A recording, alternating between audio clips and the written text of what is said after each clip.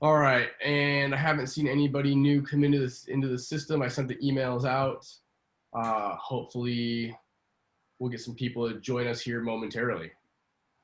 Right, because let me see. I have a question. Yeah. Beside during, so that we're passing the OEC or we're getting trained on the OEC, we need to learn how to make a CPR. But it's not a second time I read that we need an AED training. What is an AED training?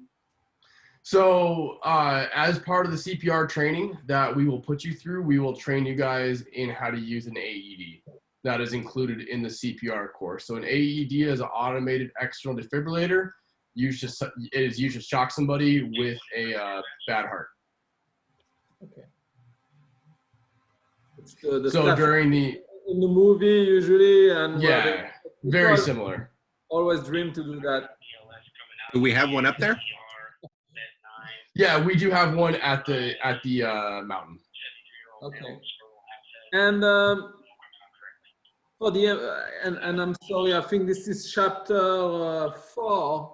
In chapter 4 or 5, it's actually 5. Well, for the emergency care system, it says that there's 14 different attributes. And when I went to look for it in the book, I mean, in the questions, they ask you about what are some of the attributes, but in the book, they're not referenced as attribute 1, 2, 3, 4, 5. So any idea of what are the 14 attributes? I think this and what chapter was that in? I think it's chapter 5. Let me see. I'll tell you in a second. Chapter 5 is all lifting and moving. So that sounds like something that would be like chapters. Chapter 4, maybe. Chapter 4 is all incident. It was back in 2 or 3. It was in 2 or 3. Okay. Yeah, but I agree. It was one of the review questions, and it was absolutely not spelled out in the book itself. Yeah, so I got the question right, but it was more I kind of guess that stuff basically. Yeah. Kind of worrying. Let me see. Chapter 1. I think it's chapter 1 actually. Possibly. I don't see any objectives on chapter 3 because that is about the attributes. That's rescue base. Yeah, it would be. Sounds more like a chapter 1 thing, like introduction to OEC. No, it's not.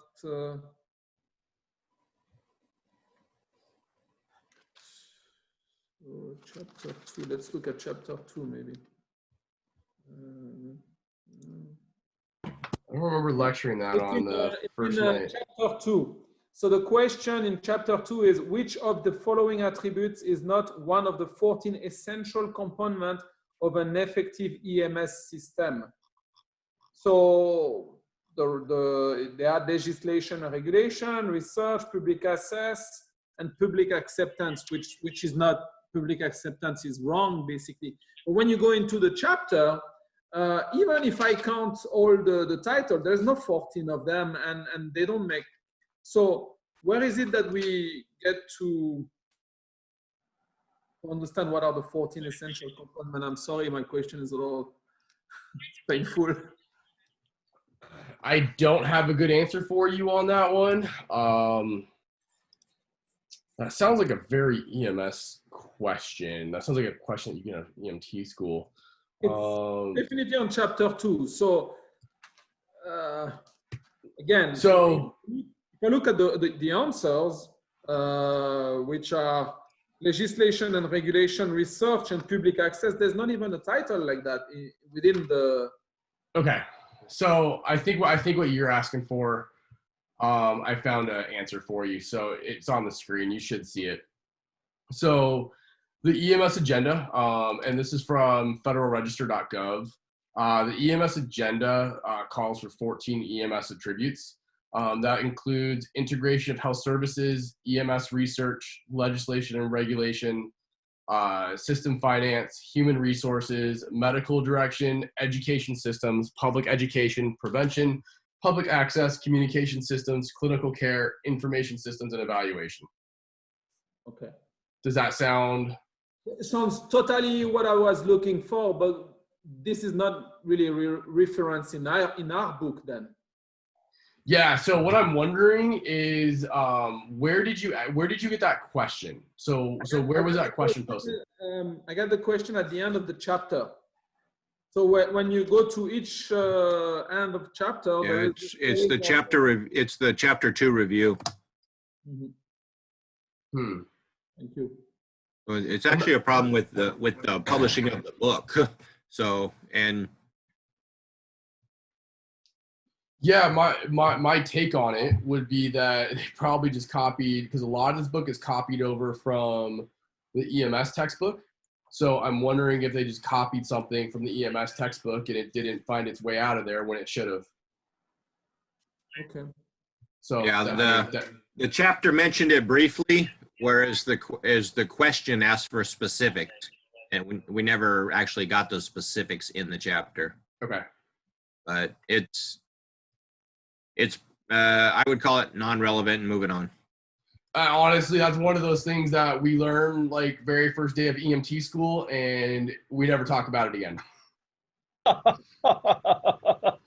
So No, I agree. It's more. It's the point is more. Well, if we have a question, yeah, we have to guesstimate. Or yeah, absolutely. I doubt you'll see a question on it, but okay. yeah, there's the answer. I can. And you're right. Let's move on. I'm sorry. I Yeah. didn't. No, you're good. You're No, good. actually, I got stuck on the same question, and I looked at that and like, answer's not here.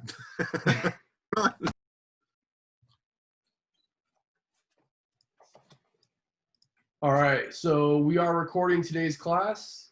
And by the way, anybody have any other questions? Everybody good? No other questions, issues, comments? All right, so we are recording today's class. I'm working on getting the recordings up and uploaded so you guys can review those. Had to overcome some small issues today, and those should be fixed. So just to make sure everybody, please keep in mind on mute. If you want to ask a question, feel free to unmute yourself. A lot of us have background noise that we prefer not to listen to during today's discussion of Chapter 5.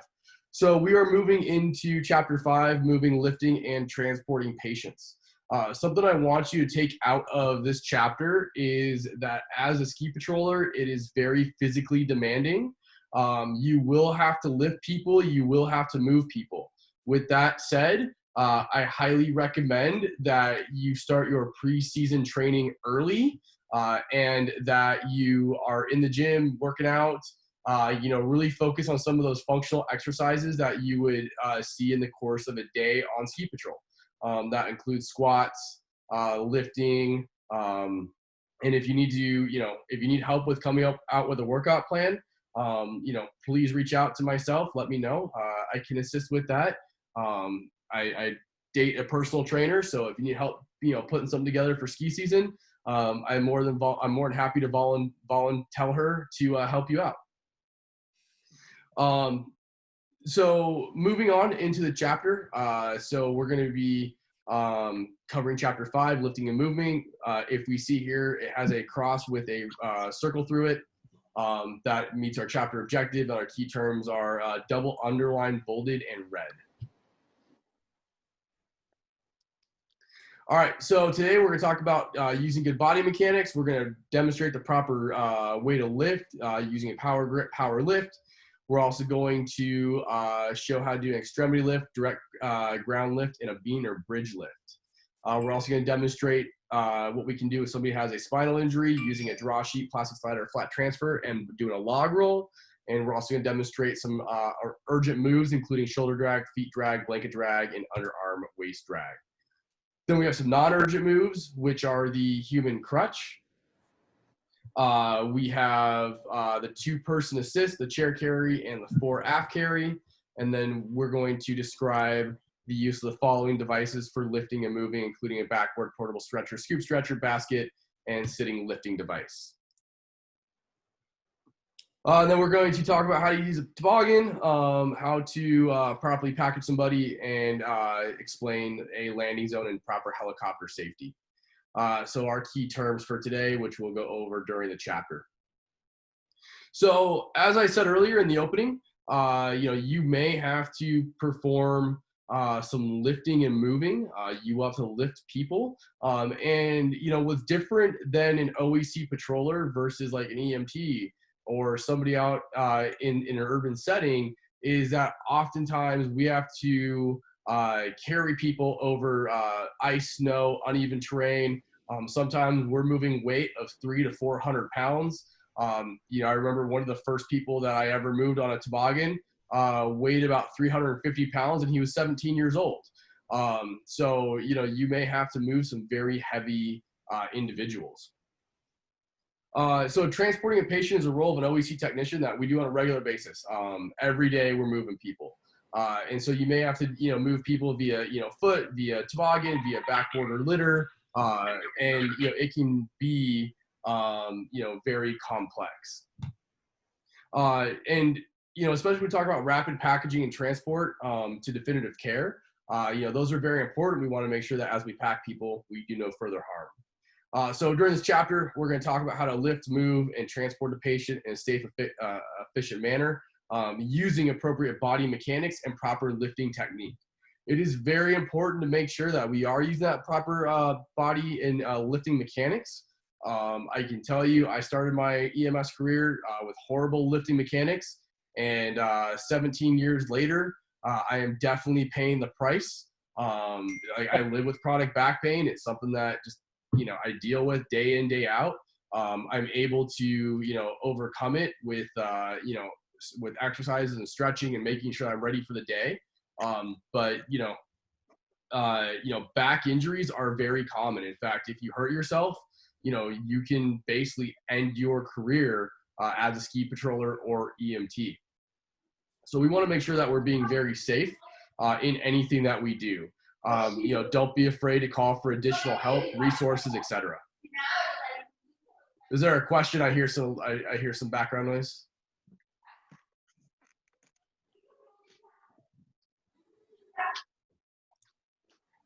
I'm just gonna mute everybody here, so we can go ahead and cut out on background noise. All right, I got everybody muted. If you do want to ask a question, though, feel free to go ahead and unmute yourself. All right. So when we talk about moving or transporting a patient, safety is key. Everything we talk about is going to be scene safety. Very first thing we do when we come on scene is make sure our scene is safe. We want to take a look around, make sure our scene is safe. And part of that safety is using appropriate body mechanics, to prevent injuries. So when we talk about body mechanics, that's the relationship between the body's anatomic structures and the physical forces associated with lifting, moving, and carrying. So whenever we're talking about moving a heavy patient or lifting a heavy patient, we want to make sure that we're using our strong leg muscles. Our back muscles are actually very weak. So we want to make sure that we are lifting with our legs. Our thighs and our leg muscles are, the most strongest muscles in the body, but they're better suited for lifting. So when we talk about good, lifting mechanics, I'm going to use my laundry hamper here that's empty. But if I'm lifting, I don't want to be lifting from the waist, right? I don't want to lift up from the waist. Anytime I do a lift, I'm going to want to go ahead, squat and lift up and use, my legs for that lift. So pretty much anytime I'm lifting, I'm essentially performing a squat. By the way, if you're looking to do some training for the upcoming season, you want to go ahead and, maybe consider doing, squats to get, those functional movements down. So let's see here, moving on. All right. So the use of good body mechanics distributes the weight evenly down to the entire spinal column through the pelvis and the bones of the legs. So, when we talk about that proper, lifting, we want to make sure that our shoulders are aligned over our spine. We don't want to have, I always tell people that, you want to keep your shoulders over your pelvis. You don't ever want to have, lean forward when lifting.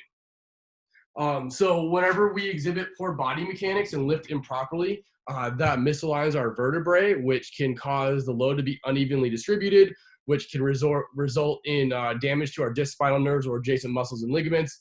And in some cases, this damage can be long-term or even permanent. So we want to make sure that, once again, we're lifting as safe as possible. And, when we talk about lifting, we want to make sure that, we're also keeping that weight as close to our body. If we have something heavy, we don't want to have it, far away from us. We want to be as close to that weight as possible. Just a backstory on, somebody that I saw lifting, inappropriately. There was an EMT at one of the ambulance companies I worked for, right? Whenever she would lift a gurney, she would stand all the way like this from the gurney, right? And never had her weight close to her. Well, she's down here, and now all of a sudden she lifts up and pulls the weight close to her. What does she do? She throws her partner off balance, and she actually wrecked a couple backs that way from her partners because of her improper lifting technique. So even though you may have improper lifting technique, it's not affecting you. It could definitely impact somebody else on the team that you can go ahead and hurt because your inappropriate lifting is causing somebody else to be thrown off balance.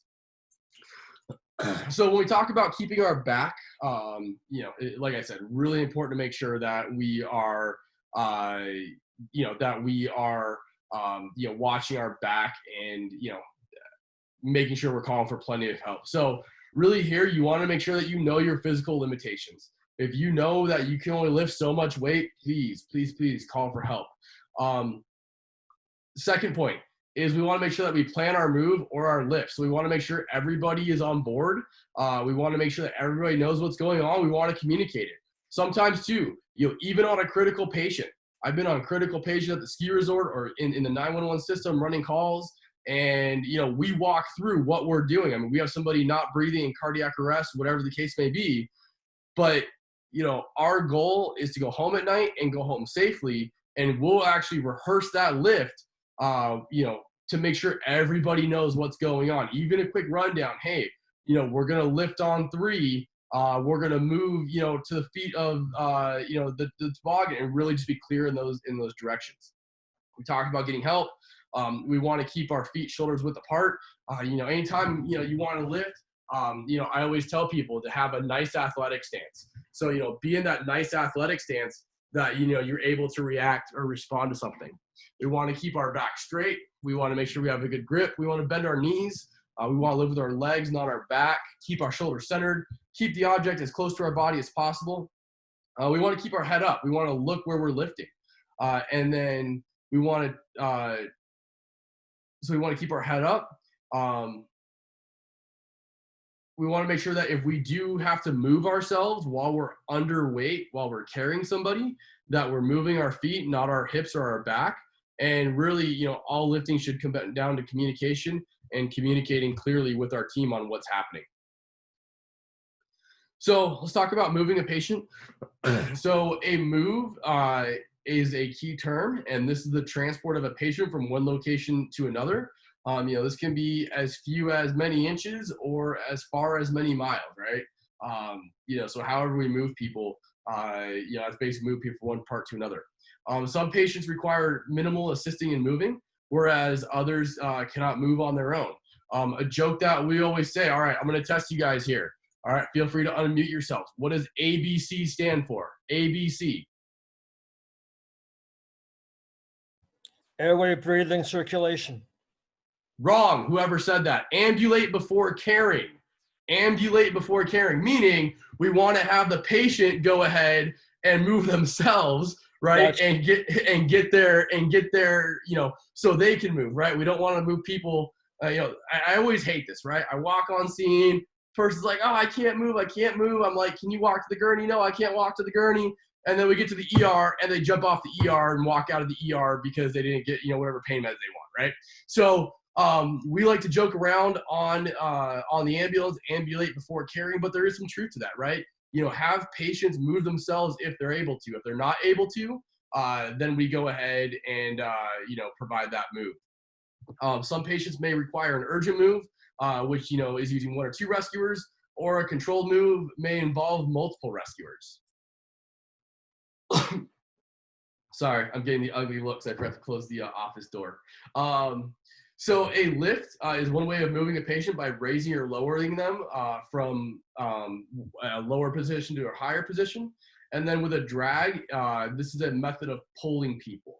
Now, typically, we're going to do lifts. We're rarely going to do a drag. A drag is a more emergency type move.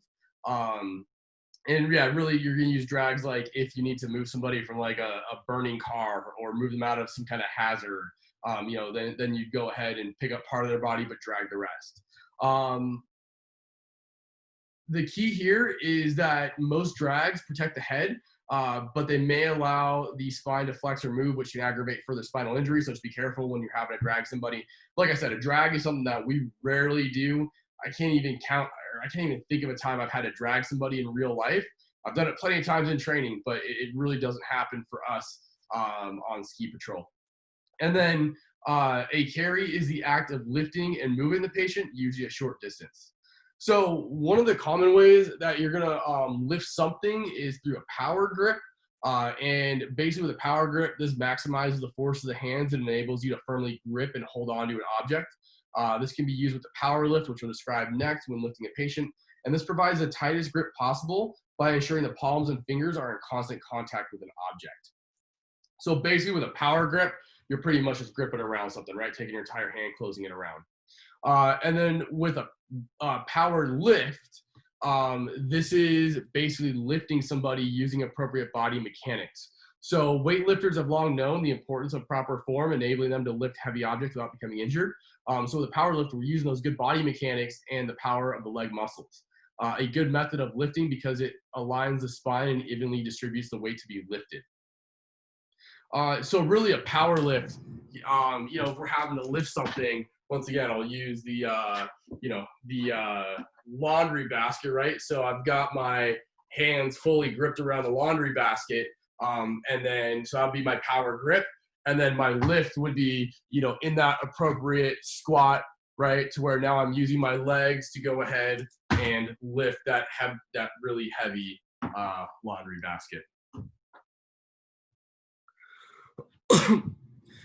So when we talk about patient moves without spinal protection, this includes the extremity lift, direct ground lift, and the bean or bridge lift.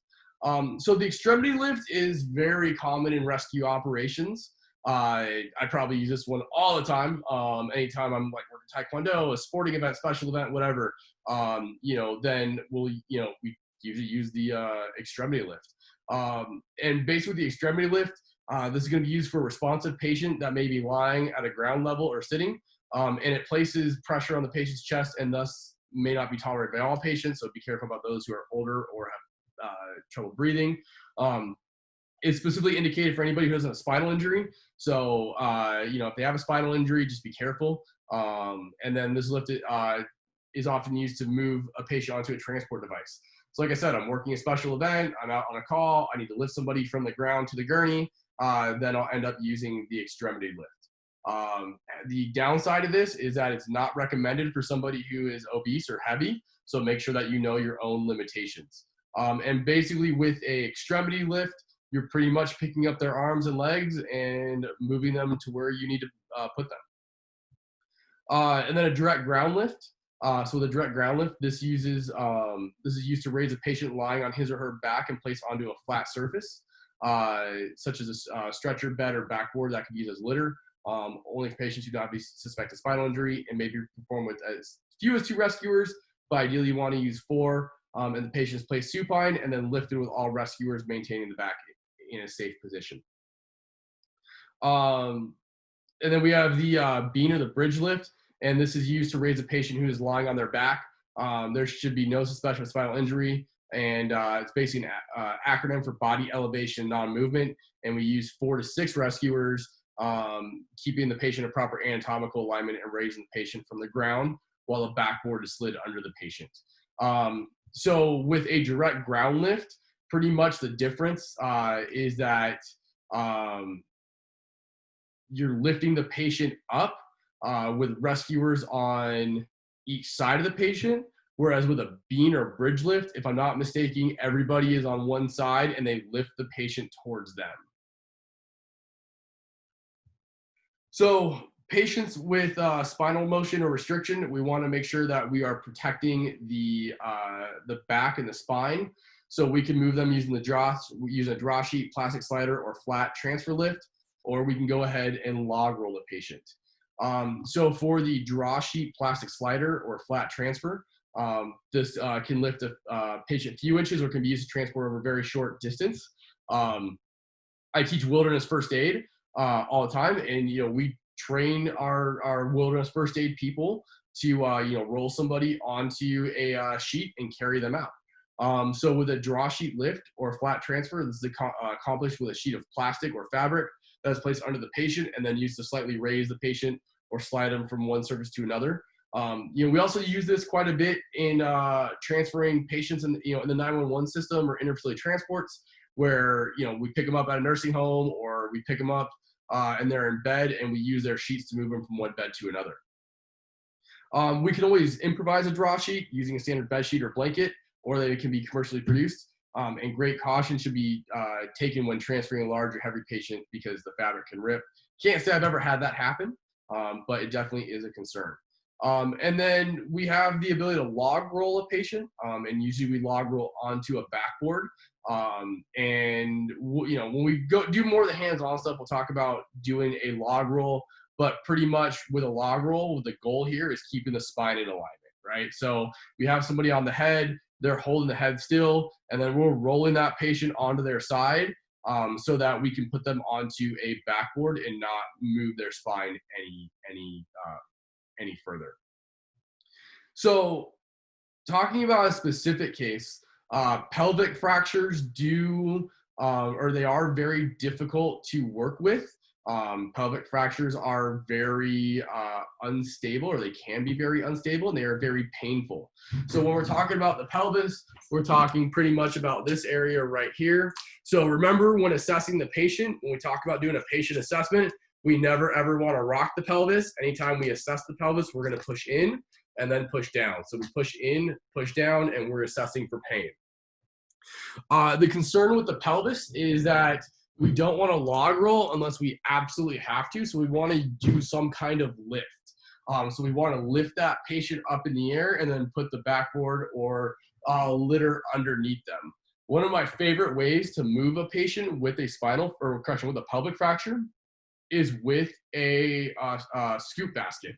And we'll talk about a scoop basket. I think it's the last thing we talk about, but keep that in mind. With a pelvic fracture, we want to go ahead and use a scoop basket if possible. So we talked about how pelvic fractures can be unstable, and the concern with them is the blood clots around the fracture site can become disturbed by log rolling, which can increase internal bleeding and possibly shock. So if we do have somebody with a pelvic fracture, we do want to do, we want to use, some way where we lift them, either using a beam lift or a scoop stretcher. And then before we do that, though, we want to make sure that we put on a pelvic binder. So what you're seeing here in the image, this is the SAM pelvic binder. Just coincidence, my name is Sam and the pelvic binder is Sam. There's other pelvic binders that are out there commercially available on the market. If I'm not mistaken, any patrollers on the call can jump in and yell at me for this one if I'm mistaking on this one. But I don't think that we have pelvic binders on the patrol. Patty, I see your lips moving. Do you have something to say? No, we don't. We use sheets. Yeah, so pretty much what you're going to do is you're going to get a sheet, you're going to tie it similar to the way the pelvic binder is presented on the screen. And so if we don't have enough manpower for a lift, we want to consider including sliding the patient onto a board lengthwise. So moving into urgent and non-urgent moves, pretty much with two kinds of moves, right? You're either moving somebody emergently or you're not, right? So you either need to get them out of danger or get them moving quickly, or you have time to stay and play and hang out on scene. So, one of the big things that we got to keep in mind when moving patients is that we don't want to allow them to be dropped or allow them to fall. If you drop your patient, you are going to have a very bad day on patrol. I promise you. All right. So our goal should be to avoid dropping patients.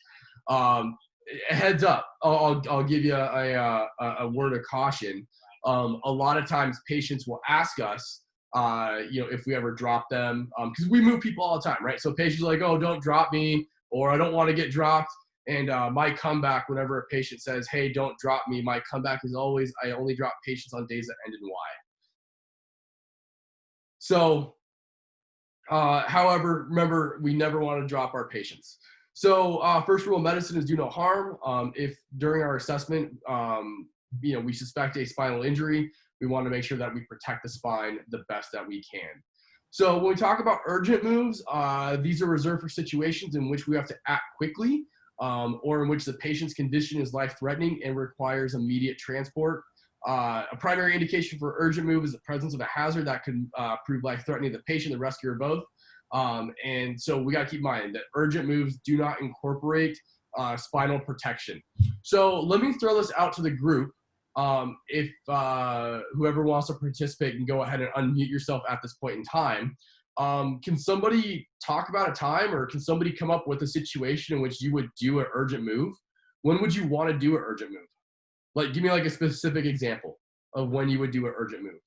If there is a danger, for example, if there is a fire and you have to move away the patient from the fire, for example, if there is a spill and some liquid is coming next to the patient. Absolutely, yeah, those are good ones. Can somebody else come up with something? Avalanche hazard. Say again? Avalanche hazard. So yeah, so we have somebody who's in a terrain trap. We identify the terrain trap. We're backcountry. We concern that an avalanche is coming. Yeah, then we want to go ahead and move them. What about another time? Inclement weather. Say again? Inclement weather. Inclement weather. Okay. Yeah. So if we have lightning overhead. Hypothermia. Yeah. Okay. How about a common one that can occur for us? This is a situation that we're commonly presented with.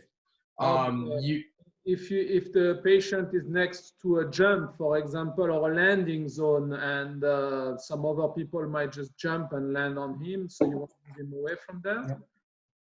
And that happens at our resort, right? It's where we'll get called to a jump, or you're patrolling, you're going down the hill, and you witness somebody get injured on a jump, and you don't have the resources to shut that jump down, but now you're in a blind spot on the jump, and now you have people jumping on top of you. So you may need to consider a drag in that case.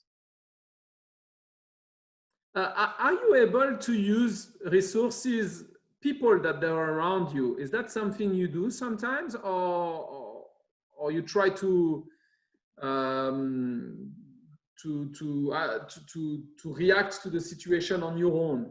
Can you use the guests who are here at the ski resort? Yeah, good question. So, the question at hand is, are we able to use guests, are we able to utilize guests to assist us? I've had to do that before. Really, you have to look at the situation you're in. You have to analyze what resources you have. There are times where, I've had to send guests up and block a jump. There are times where I've had to use guests where it's myself and another patroller, and we need to backboard or move somebody into a toboggan that's heavy. And, we'll use that person. We'll give them a quick training. We'll give them a quick rundown of what we're doing, make sure everyone's on the same page. But keep in mind, anytime that you use a guest, that you are exposing yourself to, an untrained individual, right? You're exposing yourself to somebody that doesn't have the same training as you. And so you have to really weigh what you're having them do, and you really have to weigh your options at that moment in time. If my options are, have somebody help me with a drag or have them shut down a jump, I'm probably going to have them shut down a jump while I call for additional patrollers. But then again, if I'm backcountry and, I have to do a rescue and it's myself and one other person that just happened to come across, this individual that's helping me out, I may have to use that person to accomplish what I need to accomplish. Use common sense. Yeah, exactly. And so really, I would say it's situational dependent, right? We can throw out every situation under the sun, but you just got to kind of take a look and see kind of what your options are.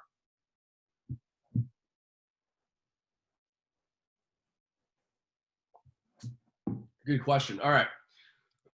So when we talk about a drag, one of the things that we want to consider is a long axis drag. Basically, with a long axis drag, this keeps the spinal column in line. And so we have different types. We have the shoulder or closed drag, feet drag, blanket drag, and underarm waist drag. So with a clothing drag or shoulder drag, pretty much you're just grabbing the clothing like you see in the photo. You're kneeling down and you're just basically using that patient's clothing to create hand grips for you to grip onto. We have the feet drag, and this is where you pretty much bend down and grab that patient by the feet and start dragging. You see here that the patroller is using a piece of rope to help with the drag, but ultimately, anything that you can do to move that individual. A blanket drag, pretty much you wrap the patient in a blanket, and now you use that blanket to go ahead and grab on and create that grip or that handhold to move that patient to safety.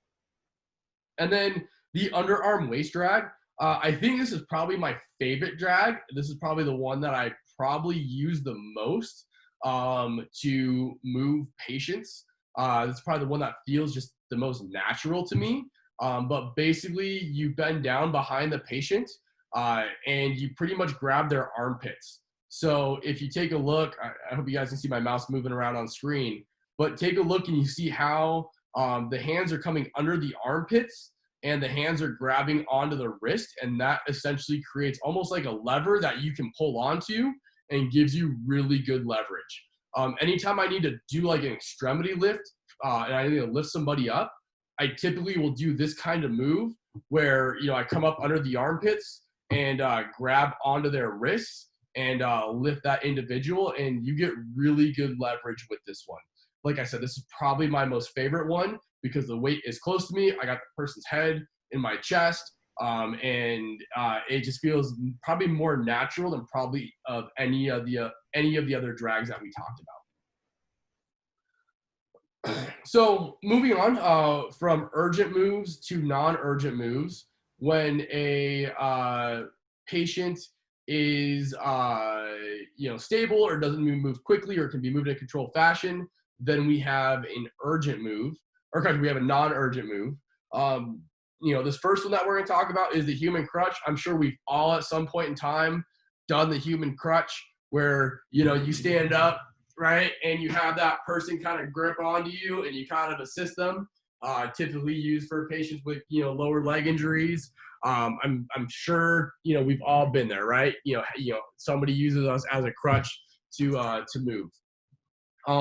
This can be used as a one-person assist, so you only need one person to do it, but with the conditions that we work in, it's typically good to have two individuals for stability. And really what we're trying to do is take the weight off the injured leg, thereby helping the patient walk with assistance. So pretty much you are becoming a crutch. The two-person assist is very similar, just basically you got one person on each side. With the environment that we work in, like I said a second ago, we want to try to use as many people. So if you're going to do a single person crutch, consider getting another person there to help you out.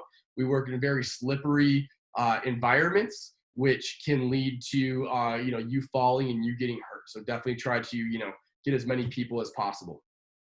A chair carry, we actually have by raise of hands on your camera, who was at our resort last year? All right, and a good number. All right, so about half of you were at our ski resort last year. Last year was our very first year of our new lodge, and our new lodge brought in a new challenge for us.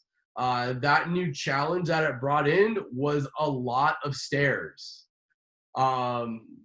And so with the stairs at the resort, we had to carry people quite a bit this year. Patty, what did you say? I think every shift I did, I think like 5 or 6 shifts, but every shift I felt like I was carrying somebody up or down stairs. That's true. Or the elevator. But So then you had to load them. So that, yes, that definitely was. So, the burrow. Yeah. So one of the ways that we can carry somebody, with the up and down stairs is we can use a chair carry. So we have designated stair chairs, which are basically chairs with handles on it that you sit the patient in and you carry them up and down. Or you literally put somebody in a chair and now you carry that chair. So Sam, Yeah.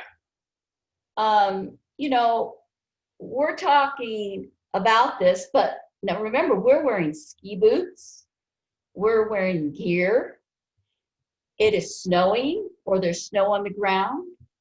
So to go up and down the stairs or doing any kind of lifts that we're doing, we have to remember that when we're in street clothes, it's easy to do. But when we're not in street clothes, it's like a double whammy. It's like we have to be able to balance and maneuver everything that we're doing and take care of the patient at the same time.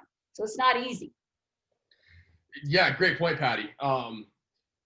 And definitely the added equipment, the added weight, you know, of your gear, you know, has limitations as to what you can, to what you physically can and can't do. And then another non-urgent move is the fore aft carry. This kind of combines the armpit carry we talked about earlier, where you go up underneath, but now you're essentially putting somebody down at the feet to go ahead and carry that individual. You know, this fore aft carry is probably very common for lifting somebody onto a gurney or a toboggan. So now that we've talked about some of our lifts, let's talk about some of our transport equipment. Specifically what we use on the hill is we use backboards, portable stretchers, scoop stretchers, wheeled ambulance stretchers, basket stoke stretchers. We have a sitting or lifting device. We have improvised litters and the toboggan or sled. You know, and these are all different commercially available devices that are there to help us prevent injury as we move somebody. So a backboard, this is a long spine board, and pretty much it's a piece of plastic or metal or wood that is rigid with handles that you roll somebody onto. These are usually readily available. They can be used to transport patients effectively. It says that they're here for spinal motion restriction. We are going away as EMS and as ski patrollers from placing patients on backboards. Backboards do have some hazards with them, including pressure points that get applied on patients, including you know, additional pain.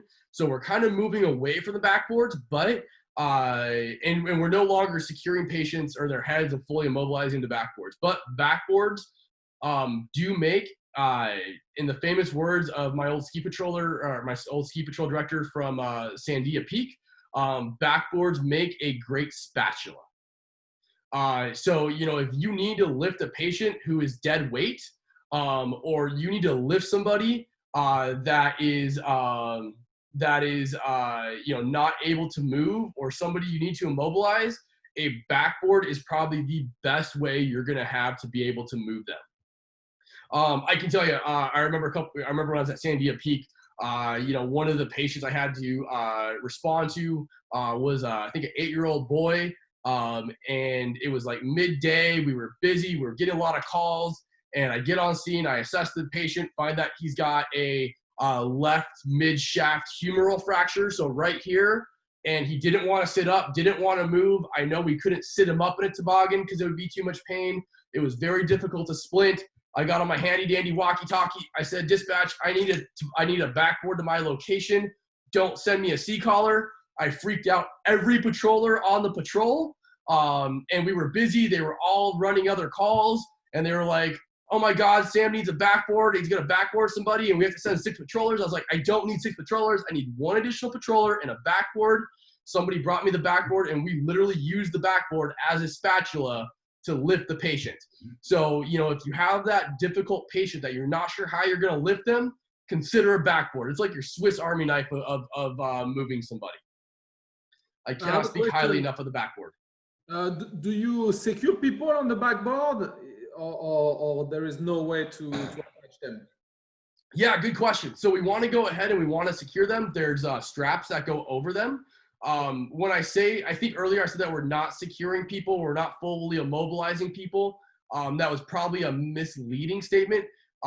As of probably what do you say, Patty, like 3-4 years ago, we were doing full packaging, right? So we were putting a C-collar on somebody, we were taping down their head, we were, you know, putting the straps tight, and like once you were on the backboard, you weren't coming off till you're until you get evaluated by a physician.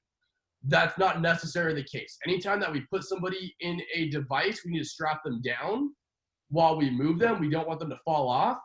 But once we get them to our intended location, we can then take them off the backboard because the backboard is very uncomfortable. But also it depends on the mechanism of injury. You have an unconscious patient that did a jump, let's say a person did the jump, you didn't see it, unconscious, you know that there's going to be a lot of trauma. So that's when you put them on a backboard, because you possibly have a spinal injury and everything else that goes with it. So you're going to have, it's that little gray area that you're not really sure. And then that's how you're going to transport that patient. But most of us Imagine being tied to a backboard for 45 minutes down the mountain. Have some compassion, people. Have some compassion. and if they're Yeah, unconscious, they don't know. Yeah, being on a backboard is no fun. I've had to be on backboard for training for 3-4 hours during search and rescue training. Trust me, it's not fun being on a backboard. In fact, we're moving away from putting people on backboards, and we'll get more into that when we talk about spinal injuries and spinal immobilization. We'll talk about when to backboard, when you don't. We'll take a look at our EMS protocols for Clark County.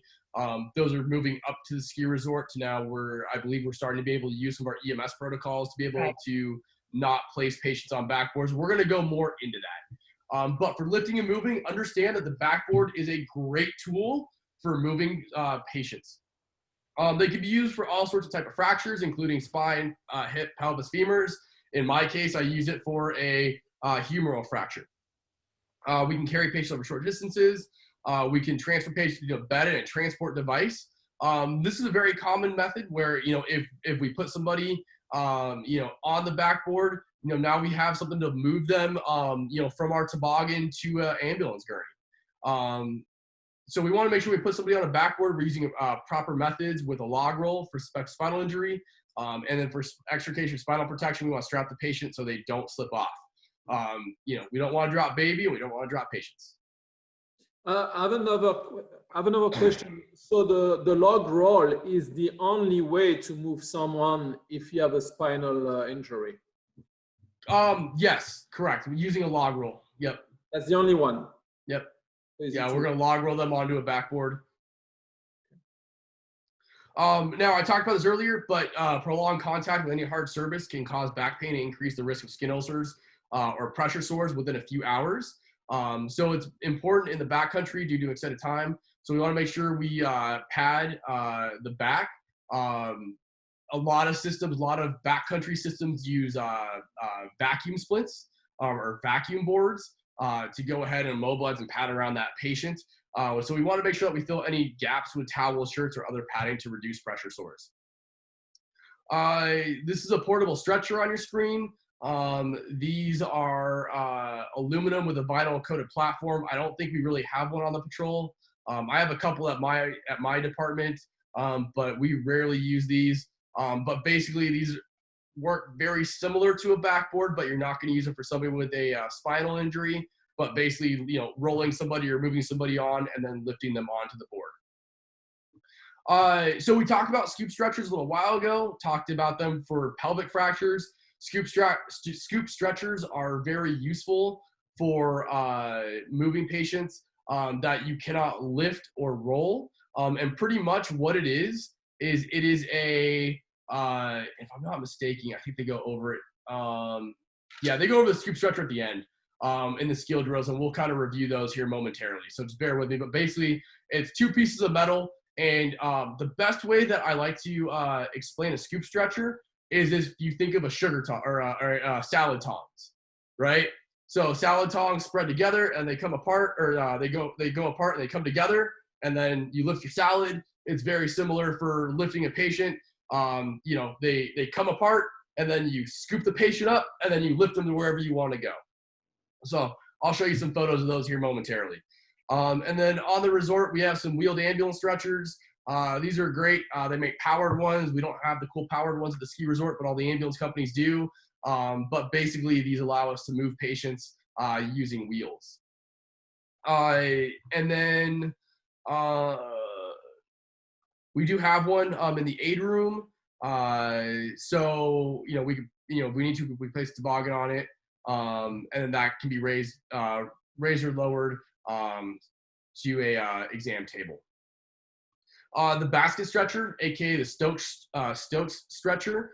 These are typically used in rescue settings for backcountry type things.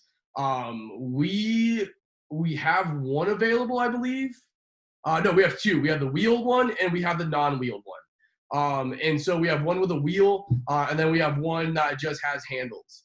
However, in the ski setting, we typically utilize the toboggans because they glide easily over snow. The basket stretchers don't glide as easily over the snow the way the toboggans do. So we use the wheeled one if we have what we define as hard packed powder, aka ice, to be able to roll over ice, or if we're going over any kind of dirt terrain, then we'll use a basket stretcher. And then we have a sitting device. It talks about this one made from plywood. The plywood, or no, I lied. Sorry. Ignore what I was going to say. I got it confused with something else. But basically, the sitting device allows a patient to sit on a board with a injured leg extended. So you see here how the patient is able to sit on the board with their injured leg extended. We don't really have this at the ski resort, so I'm not going to cover too much time with it. The toboggan itself is probably going to be the most used piece of equipment that we're going to utilize as ski patrollers to transport patients. We have all fiberglass toboggans with some steel, there's aluminum runners on the bottom. And we have an entire class on how to utilize a toboggan. Just know for this conversation that, this is going to be our primary method for taking somebody off the ski hill, and proper loading of a patient is important to keep the spine straight and to prevent further injury. All right, so we talked about all the devices that we have to move somebody and different ways. Let's talk about actually packaging a patient. So when we talk about packaging a patient, this is the process in which a patient is adequately prepared for transport, which reduces the risk of further injury or worsening symptoms. So in general, anytime that we package somebody, we have 4 steps. So we want to make sure that we properly position the transport device, that we properly position the transport device. We keep the patient as comfortable as possible. We make sure that they are securely fastened and that all necessary medical equipment is taken with the patient. With bullet point 4, I would argue not necessarily all medical equipment, but also too all patient belongings or anything else that needs to leave. Patient belongings can include skis, snowboards, goggles, or body parts if we're dealing with an amputation. Don't forget the body part if we have something amputated. All right, so whenever we put somebody in a toboggan, we need to use judgment when placing somebody. But the first step is deciding whether we're going to put the patient's head uphill or put it downhill. And this is really based on injuries or illnesses or care that has been rendered.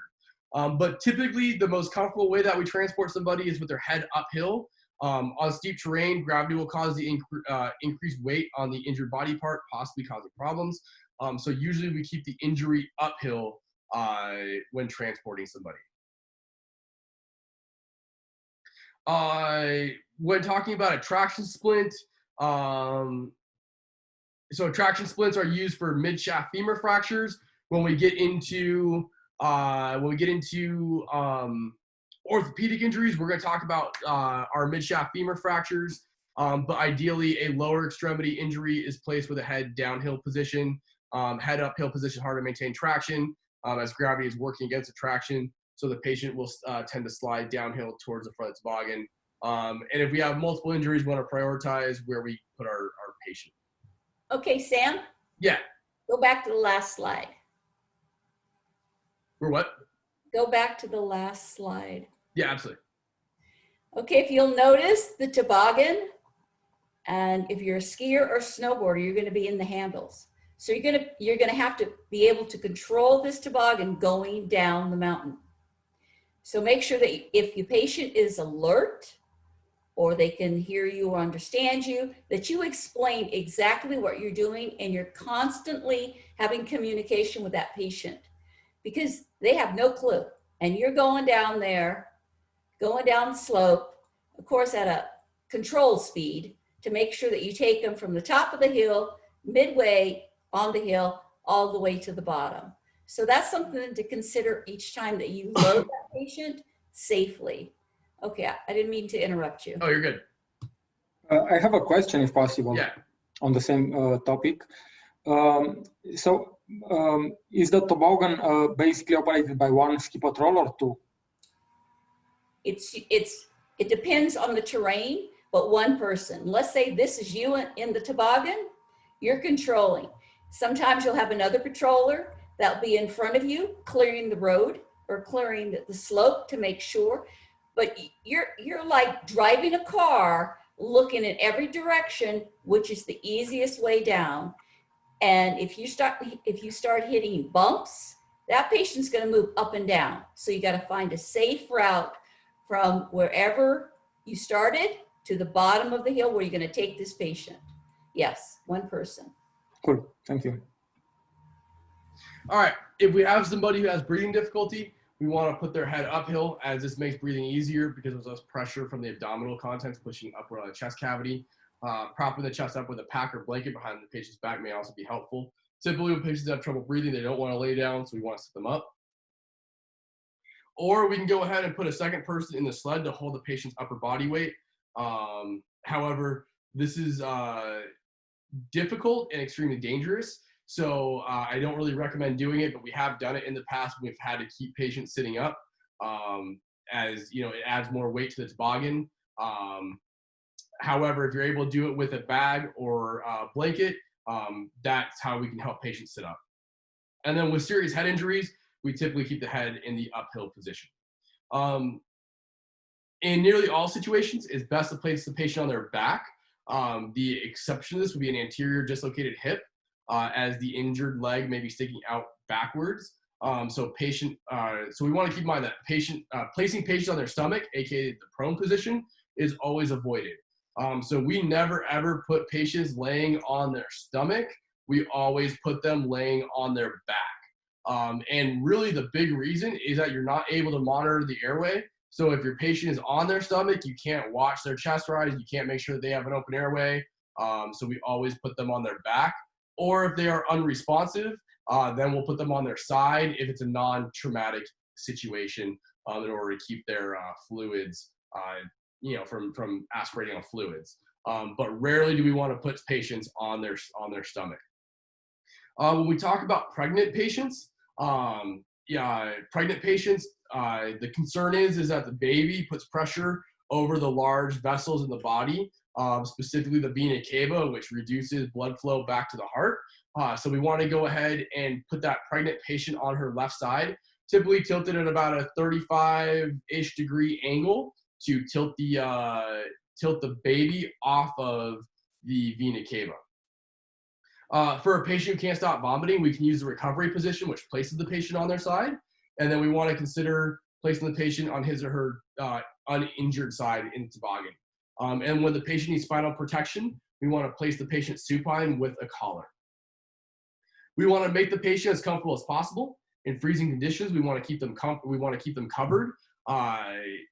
Pretty much head to toe, except for the face. We want to keep that face open, but we want to cover those patients and keep them warm. Conversely, in hot climates, we may need to go ahead and provide shade and not put a blanket over them. And then we can go ahead and use padding to lessen the effects of the bumps that occur during transport. If spinal injuries are not suspected, we can place a pillow under the patient's head, or their knees, provide additional comfort. Typically what I'll do is, if I have my backpack with me, I'll throw a backpack underneath their head, or bunch the toboggan. We have a toboggan canvas that I'll use, that I'll bunch up underneath their head. We want to make sure that straps are used. We don't want patients falling out of the transport device. Like I said, we never want to drop baby. We never want to drop patient, right? Those are two very bad days at work. And the extremities that are splinted must remain securely in place, as these must not be allowed to move around. Straps should be snug, but not so tight to restrict the patient's breathing. Typically what I tell people is when using a strap, you want to go ahead and, slide one finger underneath. And if you can slide a finger underneath, then it's tight enough, right? But you want just enough to get a finger underneath. If you can fit your fist underneath, it's not tight. Or if you can't get that finger underneath, it's too tight. We want to avoid placing straps directly over injuries. And we want to package essential medical equipment with the patient. So final transport of patients. So ultimately what we're going to be doing is we're going to be transporting patients to first aid room. And then from there, they're either going to go by personal vehicle, they're going to go by ambulance, or they're going to go by air. So typically patients, so it says here that patients are transported by one of two ways. I would argue it's one of three ways because sometimes we release patients via personal vehicle. However, for this conversation, we're going to be talking about ambulance transfers and air transfers. So helicopters, since coming around, have really changed what happens in the air medical, or question, what happens in the mountainized, rugged rescue situation.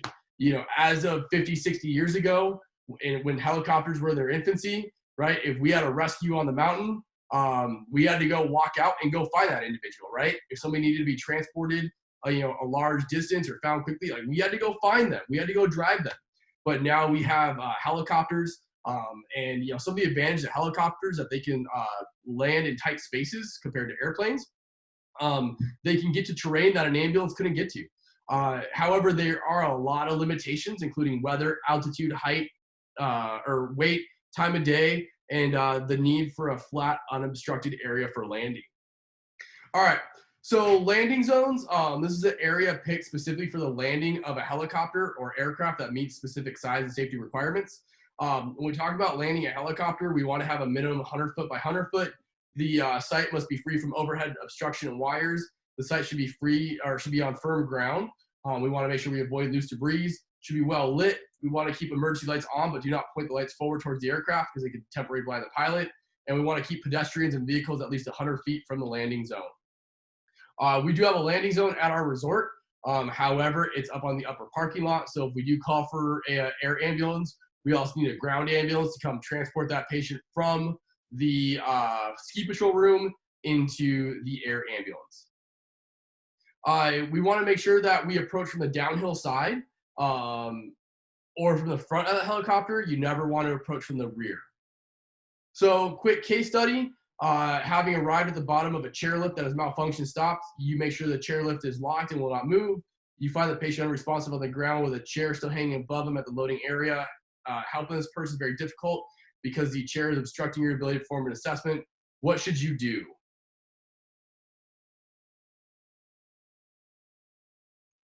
When you do an emergency drag, you've got to get him out of the chair. Yep. And perfect. Push it away where it's safer, and then start to assess him. Okay. So because the patient needs a rapid primary assessment, the lift chair is in the way, you perform an urgent shoulder drag, protecting the patient's head and neck. You firmly grab the unresponsive patient's jacket on top of the shoulders with both hands, cradle the head between your forearms, drag him 10 feet from the chair on flat ground, where you immediately perform primary assessment. So your primary assessment, what is involved with your primary assessment? I think we've gone down this far yet, but anybody know what involves your primary assessment? But you're gonna maybe push on his hips and try to see if there is anything broken. So that's getting kind of into our body exam. So we first want to go ahead and make sure our scene is safe. Then we want to go ahead, put on our gloves, and then we're going to do our A, B, C, D, E exam. So we're check the airway, make sure it's open, make sure the patient's breathing, check a pulse, make sure they're not bleeding, check their mental status, and consider exposing. Then from there, then we can go ahead and move into our body exam, or a rapid body exam, where we assess the individual. Okay. A few more steps before mine. But yes, eventually we would go ahead and assess the individual, and do that full head to toe assessment. So the patient becomes responsive. He's now fully alert and complains of arm pain. Following our full evaluation, you find the patient has a concussion and possible broken forearm. Since he's now alert, you take a history. There's no evidence of spinal injury, either by history or exam. You split the right arm, place him in toboggan, transport to the aid room. Because of his previous unresponsiveness, you recommend transport to the hospital. And later, you learn that he had a mild concussion that was resolved and placed in a cast for the forearm fracture. Yay, congratulations. All right. So earlier, we talked about the power grip. We see here where we basically grip using the palm and fingertips of each hand. And yeah, I really got nothing else to add to that. Power lift. You see here that the patroller is lifting with the legs and is lifting, trying to keep the back as straight as possible. So with a power lift, we want to place our hands palms up, approximately 10 inches apart. Maintain a wide stance by placing the feet shoulder width apart, approximately 15 inches. We want to bend our knees and squat, keeping the back straight and over your shoulders, and firmly grasp the item to be lifted using the power grip. And then we straighten our legs to lift the object. We talk about the extremity lift. Basically, one rescuer gets behind and grabs underneath the patient armpits and grabs the patient's wrists, while the other grabs the knees or the ankles, and both patrollers lift up at the same time. The direct ground lift, this is where, okay, so I got my direct ground lift and my beam lift mixed up, so I apologize from earlier. But basically, the direct ground lift, each patroller lifts the patient, and basically you see they roll and pick up towards the individual. So with the direct ground lift, we are picking the patient up and rolling that patient towards us, and then if we need to, we can go ahead and stand up on command. And then with the beam lift or the bridge lift, this is where you see here that we place our hands under the victim. So you see here where all their hands are. This is where their hands are going to be placed once under the victim. And then they lift directly up in the air to place that patient on whatever device that we're going to be using to move the patient. So whether it's a backboard or a Stokes basket. Here we see that they're using a sheet to move the patient. So they've rolled that patient onto a sheet, and now they're going to go ahead and lift that patient using the sheet into the toboggan. We're going to talk more about log rolling once we get into the spinal section. But basically, with a log rolling, one patroller is at the head, one patroller is at the shoulders, one patroller is at the hips, last one's at the arms, or at the legs. And then on the same count, they log that patient in a unison manner on the patient's side, keeping the back aligned, and they bring the backboard in and place that patient on the backboard. Here's the human crutch, where you can see that we're basically using the patroller as support, and the patient stands on their good leg. Remember, what were our ABCs of caring for patients?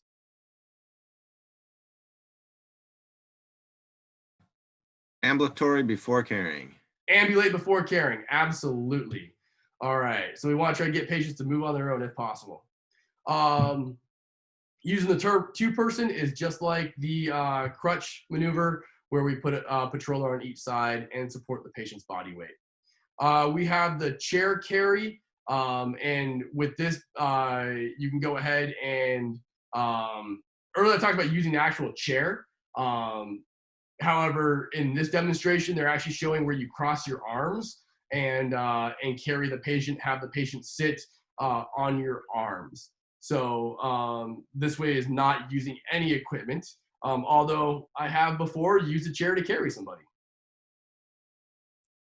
And then we have the fore and aft carry, where you put a patroller on the front, one on back. The patroller on the patient's back lifts underneath the armpits and grabs the wrist.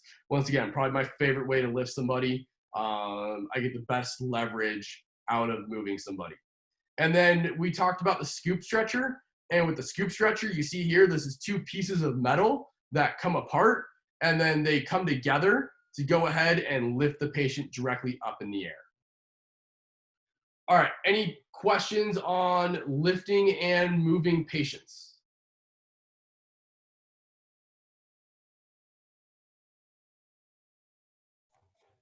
All right, is that showing up for everyone? We can see it. Okay, great. All right, let's see. Cool, we're at 31. It looks like we're back.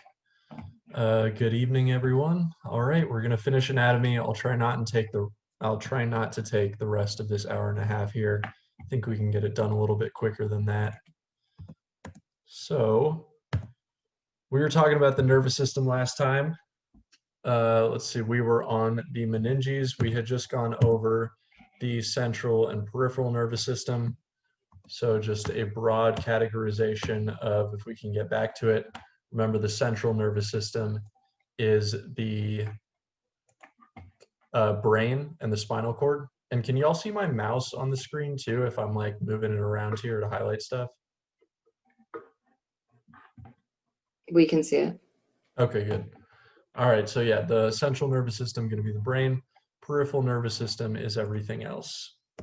So we talked about the parts of the brain. We won't go over that again. And please stop me if you have any questions, or if you want to ask Sam or Patricia anything about EMS correlates here. So these are just the layers of protection for the brain. You have your skin, your bone, and then something called the dura mater, which actually means tough mother in, I think, like German or Latin. Dura means tough, mater means mother. So it's just this very tough casing around the brain. It's like this leathery skin-like stuff. And then in that you have brain tissue and some other tissues in there. The important thing about this for EMS is you also have cerebral spinal fluid in there. It's fluid that surrounds your brain and spine. That's why it's called cerebrospinal fluid. And if you were to see someone with a really nasty head injury, you might see some of that actually leaking out of either their ears or their nose, or even an open fracture in the skull. That would be a sign that you've broken through the bones of the skull and through the dura mater, and you have a very significant head trauma. So if you ever see clear fluid leaking from someone's ear or nose or anywhere on their head, that is a bad sign. That means they're leaking this cerebrospinal fluid. So it's what's the brain is suspended in. It's like having a brain in a jar. This is the fluid that keeps it nice and fed and everything. It also takes waste away from the brain. It keeps it in a happy state. It regulates the pH and everything else around the brain. All right, we all know what the spinal cord is. Comes through to the brain in a large hole at the back of the skull. Travels inside the spine. I think we know all that. The cauda equina is just the end of the spinal cord. If we go back here to nervous system, this down at the very tail end, there are going to be a bunch of nerve fibers coming off the end of the spinal cord. This is the cauda equina, and cauda equina means horse's tail. So it's just like a horse tail is made up of a bunch of hairs. This is like a tail for the spinal cord made up of a bunch of nerves. Right.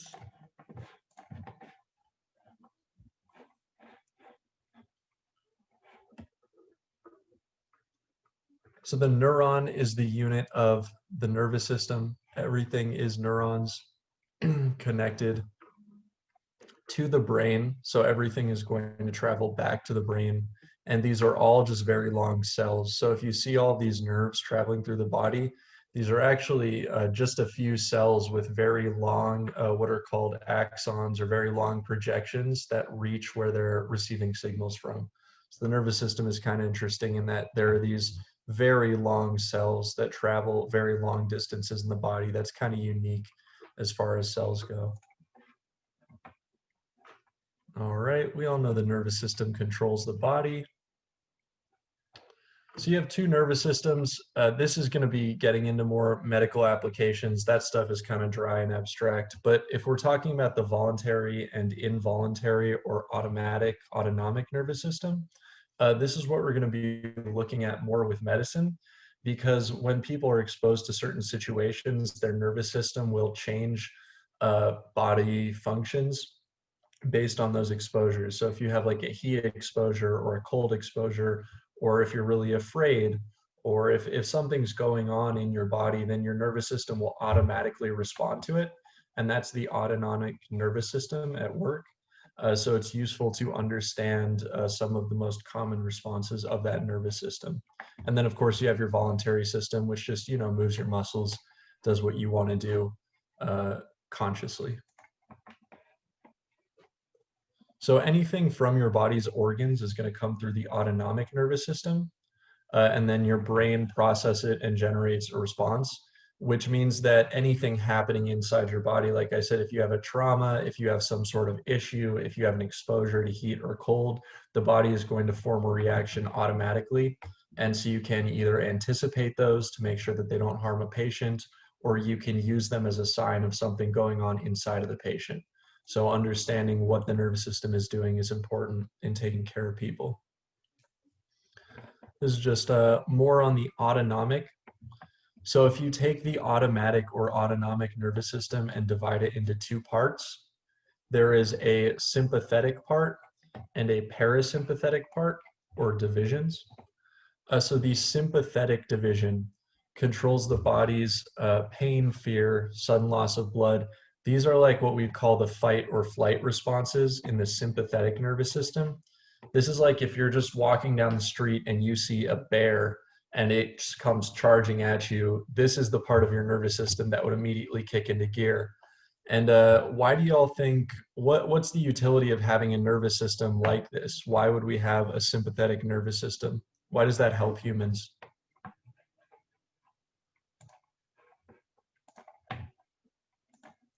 Let's respond to threats to yourself. I mean, for survival. Yeah, perfect. So it's a survival mechanism. So the sympathetic nervous system is going to keep you alive, and you can keep that in mind for EMS as well. If you have some horrible insult to the body like massive blood loss, it's also going to be the thing that keeps you alive in that case. So when you see things like increased blood pressure and increased heart rate, that could be because you're preparing to fight for your life, like against some attacking animal. But also if you're losing a lot of blood, or if you're septic and there's something very wrong inside your body, those are going to be the same exact mechanisms that help you survive that too. So the sympathetic nervous system is the survival nervous system. Whether there's something wrong internally or something, a threat on the outside, it's what kicks into gear to keep you alive. And I always think sympathetic, like you feel sympathy for someone, you feel bad for someone maybe. Like sympathetic nervous system feels bad for you because you're in danger or you're being harmed. So that's like an easy way that I remember it. And then the parasympathetic is just the other one that is the opposite of the sympathetic. And if you're just sitting on the couch eating potato chips, the parasympathetic nervous system is going to be regulating most of your functions.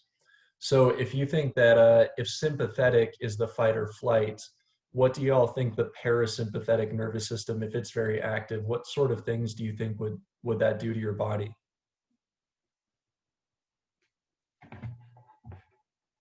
You could think heart rate, blood pressure. How do you think those things would be affected? They go down. Yeah, fair enough. So heart rate goes down, blood pressure goes down, and things like GI function or maybe even readiness to sleep will increase, like sleep hormones. So you can call this one the rest and digest nervous system. So sympathetic is fight or flight. Parasympathetic is rest and digest. So they're opposites. And again, so if you see like a sympathetic response in someone, if you see someone with a really high blood pressure and a really fast heart rate, it could just be fear. It could be a response to something. It could be a sign that something's going on with their body. So you're looking for these sympathetic cues. Also, like a lot of sweating is something that is common to people who are either afraid or have something seriously wrong with their body. They might be drenched in sweat. So if you see someone who looks like they're fighting for their life, it could be a sign that they are. There could be something very wrong there. All right, we just talked about fight or flight. They add a few more things: nausea, diarrhea, dry mouth, sweaty palms, just things that it'll shut down most of your systems that you don't need unless you're fighting for your life. So you don't need your stomach working while you're fighting a bear. You don't need to be making saliva. So you start to feel the effects of the rest of your body shutting down so it can divert energy to that fight or flight. All right. We're continuing. Yep. And this is just saying that adrenaline, epinephrine is going to be what causes this response on the chemical level. And it'll be responsible for a lot of the physiologic things like heart rate and blood pressure increase that you see. All right, digestive system. We just knocked off neuro. Also known as the gastrointestinal. Gastro means stomach, intestinal means intestines. So this is your stomach plus intestines. That's the whole digestive system. Of course, we know that it processes food. All right. This is very important in EMS. This is really commonly used. The 4 quadrants of the abdomen. If someone has pain in their stomach, you need to describe where it is in the 4 quadrants of the abdomen, because that vastly changes the differential that whoever you're delivering that patient is going to be worried about in certain circumstances. So, for example, right lower quadrant pain is the most common presentation of appendicitis. So instead of saying this person came up to me and started complaining that their abdomen hurt, that could be a million different things. But if you tell someone that you're handing a patient off to, this person came up to me complaining of right lower quadrant pain, that's a much more narrow differential. It could still be a lot of things, but immediately you're going to be thinking of common things in that area, like appendicitis. So you have to, if you can, isolate pain to one of these quadrants. You should be doing that because there are different things in each quadrant, which we will be going through here. All right, so we're talking about digestion. Mechanical is chewing food. Chemical is everything after in your stomach. All right, I think we all know how the GI system works. We chew and eat food, it goes to our stomach.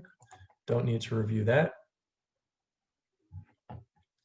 All right, so this is just organs that are lesser appreciated. The pancreas secretes juices or enzymes that break down your food. And then the liver breaks down fats by making bile. The gallbladder is also in there. Another example of the upper right quadrant, if we go back here, the most common cause of non-traumatic right upper quadrant pain is going to be the gallbladder is like right here. That's really common for someone to get gallstones and just have this pain that won't go away right in the right upper quadrant, or in the liver there too. If they have problems with alcohol or they use some medication in too large an amount, right upper quadrant will be where their pain comes. So you can see how you can tie certain issues to certain areas in the abdomen. And that's why it's important to describe where the pain is in the abdomen.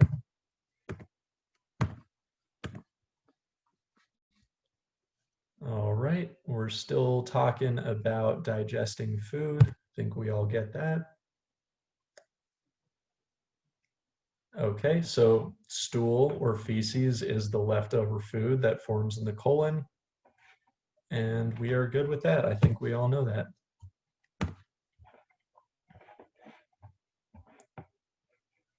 All right, urinary system, 2 kidneys, bladder, and then of course, male or female anatomy for the rest of the way. Urine is byproducts of the body. So urine is the way of getting rid of the body's waste. That's why if you know someone who has to be on dialysis, it's because they cannot make urine. So they need a machine to clean their blood. The kidneys are the body's way of cleaning most toxins out of it and expelling them. So actually very important and kind of underappreciated. And then we have the kidneys, the ureter, the bladder, and the urethra is the full urinary system. The kidneys are in the lower back.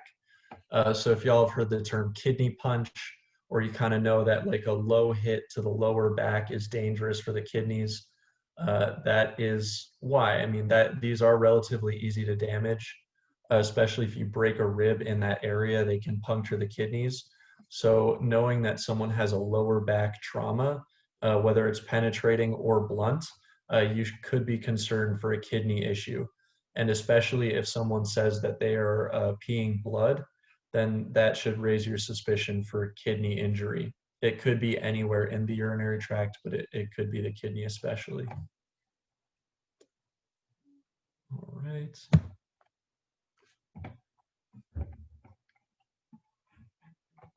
So we talked about the kidneys keep nutrients and excrete waste.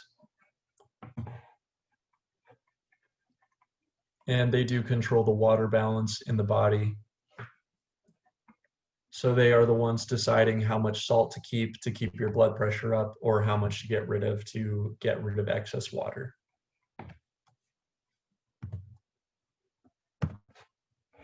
All right. And actually, I'm just going to make one last point here. This is going to be relatively uncommon in a mountain setting, any sort of assessment of the urinary system. You might ask someone if they seem to be suffering from altitude sickness and you think they're dehydrated. You could try and gauge their fluid status by asking if they have urinated at all that day. But in terms of like physical assessment, you're never really going to assess the genitourinary tract unless you really believe that there is trauma that needs like bleeding controlled in that area. Just a note for EMS, like you almost never get there unless it's pregnancy, like an active delivery, or there's trauma that needs bleeding control. So just don't think that you need to go examining that for anyone, because I think everyone would be uncomfortable with that. But it is a good way to gauge fluid status. All right, the endocrine system is ducts and glands that secrete hormones. Endo means inside, exo means outside. So if you hear these words in medicine, endo sounds like in and in. Exo sounds like exit, so X out. So the endocrine is dumping hormones into your body. There's also an exocrine system which dumps them out of your body.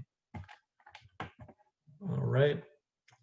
So hormones change many functions in your body, very broad. They control really every function in your body is going to be controlled by these hormones on some level. And then these are just some of the major hormone glands. You got your pituitary, hypothalamus, thyroid, adrenals, and pancreas. All right, pituitary is the master gland in the brain. It secretes at least 8 different hormones that are well known, and probably others that we don't know about. So we will not go into those, but it does quite a bit of work there. The hypothalamus also works with the pituitary. It's kind of the pituitary's master. It is in the brain as well. So the hypothalamus and the pituitary work together to control the body with their various hormones. They send messages to each other, and then those messages go out to the body in the form of hormones. The thyroid is somewhat applicable to EMS. So this is, if you've heard of someone with hypo or hyperthyroidism, the thyroid gland secretes one hormone called thyroid hormone that stimulates your body a lot like the sympathetic and parasympathetic nervous system. If you have a ton of thyroid hormone or too much, you will feel on edge all the time. You'll be like shaky and you'll lose weight, and your body will constantly be in go mode. You'll be sweating and constantly moving and dropping weight, and your heart rate's really fast. On the other side, if you have hypothyroid, you will be the opposite, where you'll gain a ton of weight, your heart rate will be very slow, you'll feel really tired all the time.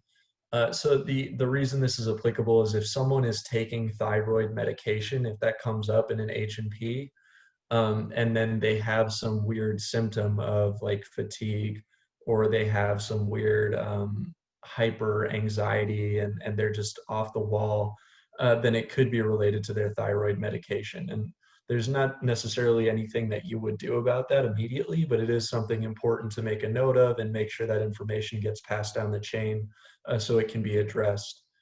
So thyroid will affect the body on that very broad level, like either kind of fight or flighty, very up there, or on the opposite spectrum, it can make you kind of really down low. So if you ever see someone with thyroid problems and they seem all out of whack, and they tell you they have hyper or hypothyroid, then make sure you bring that information up later and make sure it gets communicated. The adrenals, we all know what adrenaline is. Adrenaline is the fight or flight hormone, or epinephrine, same thing. So this is what dumps it into the blood. It's these little glands that sit on top of the kidneys. They also secrete cortisol, which is the slower acting stress hormone. So the adrenals actually dump a lot of hormones. These are the ones being highlighted here. But just like the kidneys control balance of fluid and waste in the body, they control a lot of other balances too. And those hormones come from the adrenal glands. Pancreas, this is an exocrine gland, meaning it dumps a bunch of enzymes that exit the body because it dumps them into the GI tract. So those are going to be expelled, and it is for digestion. All the things it dumps are going to help you digest your food. It's also going to dump things into the blood. It's also an endocrine organ because it makes insulin, which of course lowers our blood sugar. And we all, I would think, have heard insulin plays into diabetes. That's an issue with the pancreas when you have diabetes. I have a question. So the kidney are against your back and they're exactly at that level, basically, here? Yeah, yeah, that's about right. It's I would be, if you're thinking about it from like a traumatic injury point of view, I would give it a little leeway up and down. I think anything on the back or the side, like the flank in this area, should be treated with caution, especially if you think there are rib breaks. So while like the kidneys do occupy a relatively small area, any blunt or penetrating trauma to this area in general, especially in the back, is going to, and this goes for all organs, it's a major risk. You should basically assume that they might have some hemorrhage or some massive damage to these internal organs, including the kidneys. So yeah, this is like a relatively reasonable or accurate place for them. But it's not like if you don't see someone with a bruise on their back right there, then you rule out kidney damage. You pretty much take the whole area as possible damage to any internal organ. So they're in the right and the left upper quadrant, basically. Yeah, I would say that. I'd go more like middle, actually. Maybe, Middle. yeah, well, yeah, no. It's, I don't know if I was going to do this, I'd put them slightly lower, but I don't know if I'm just imagining that or if it is the drawing is accurate.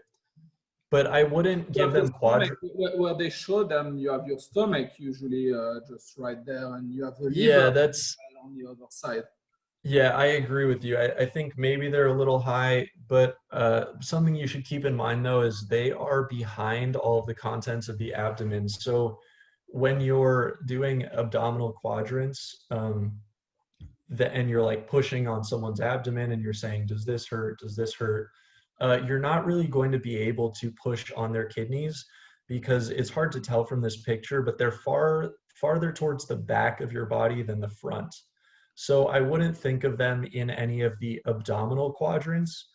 You would think of them more on the back, just surrounding the spine. Is like if a doctor wants to try and poke someone's kidney and see if it causes them pain, they'll go from the back and they'll go just next to the spine on the back.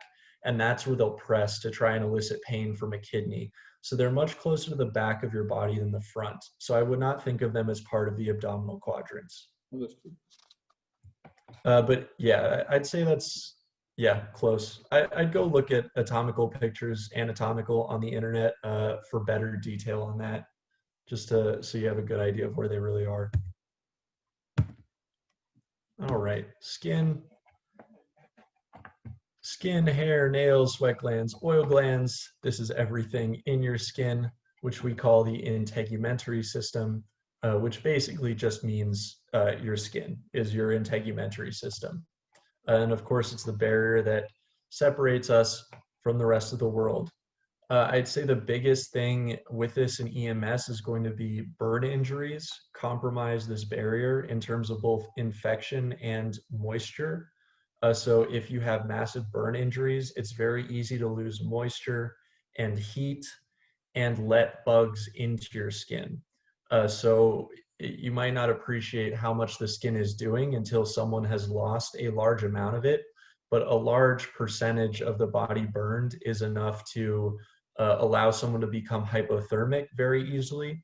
They can become infected very easily because bugs get in through that break. And they can become dehydrated very easily too, actually, because they lose moisture through those burns or large breaks in the skin as well.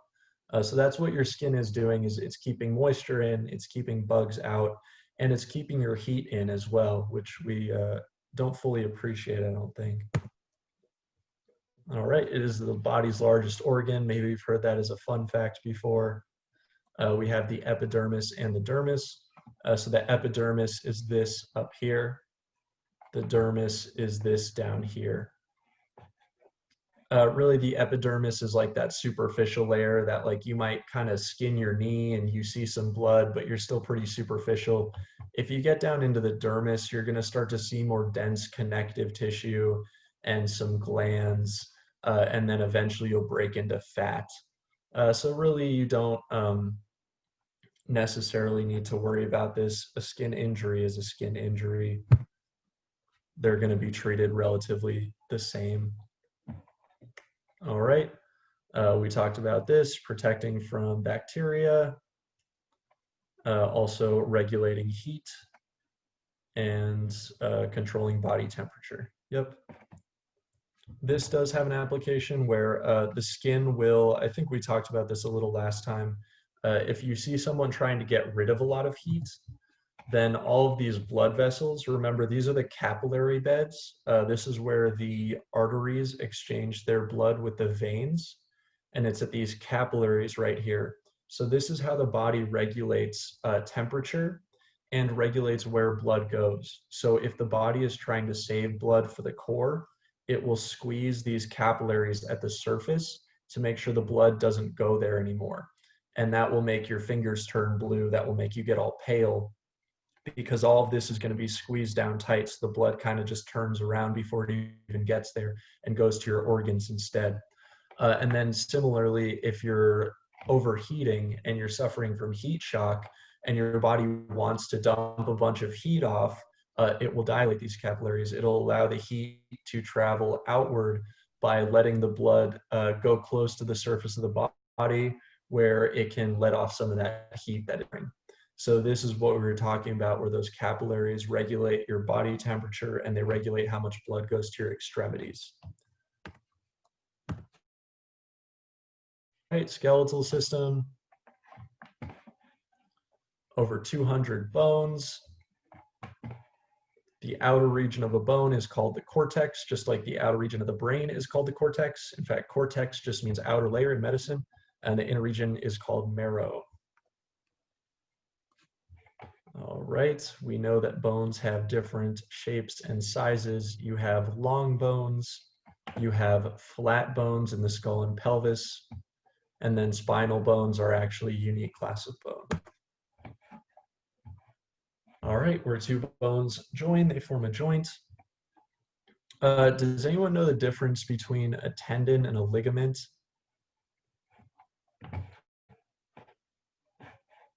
All right, that's what we're here for. Tendons connect muscle to bone. Ligaments connect bone to bone. So that's all it is. It's still just very fibrous tissue, but ligaments connect two bones together. Tendons connect a muscle to a bone. So if you sprain your ankle, that would be a ligament that's getting pulled. You're pulling a bone off of a bone by kind of rolling your foot in an improper way.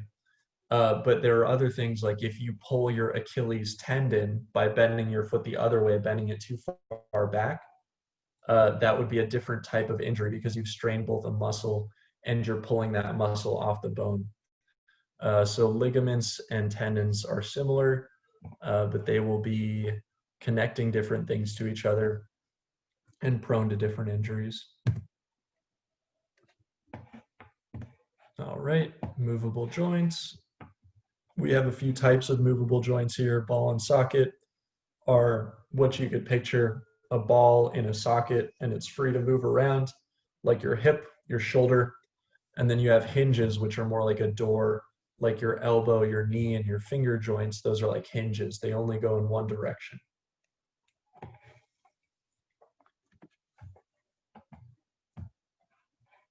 Right. Talking about the skull, these are the parts of the skull. We're not going to go over all of the bones in the skull. Those will be something you can study on your own. These are useful to describe where injuries are if you'd like to, especially if you have some facial trauma. You can say that it is to the mandible, the maxilla, or the zygomatic arch are common descriptors of where facial trauma occurs. And that basically means if you see my camera, I think you can. Zygomatic arch is like the cheek, just below the eye. The maxilla is like the upper lip and lower nose. And then the mandible is the jaw. So that does help people kind of understand what sort of trauma they might be dealing with. Like a mandibular trauma is going to be different from a zygomatic trauma because these often involve the eye, and mandibular traumas often involve like the teeth and dislocations.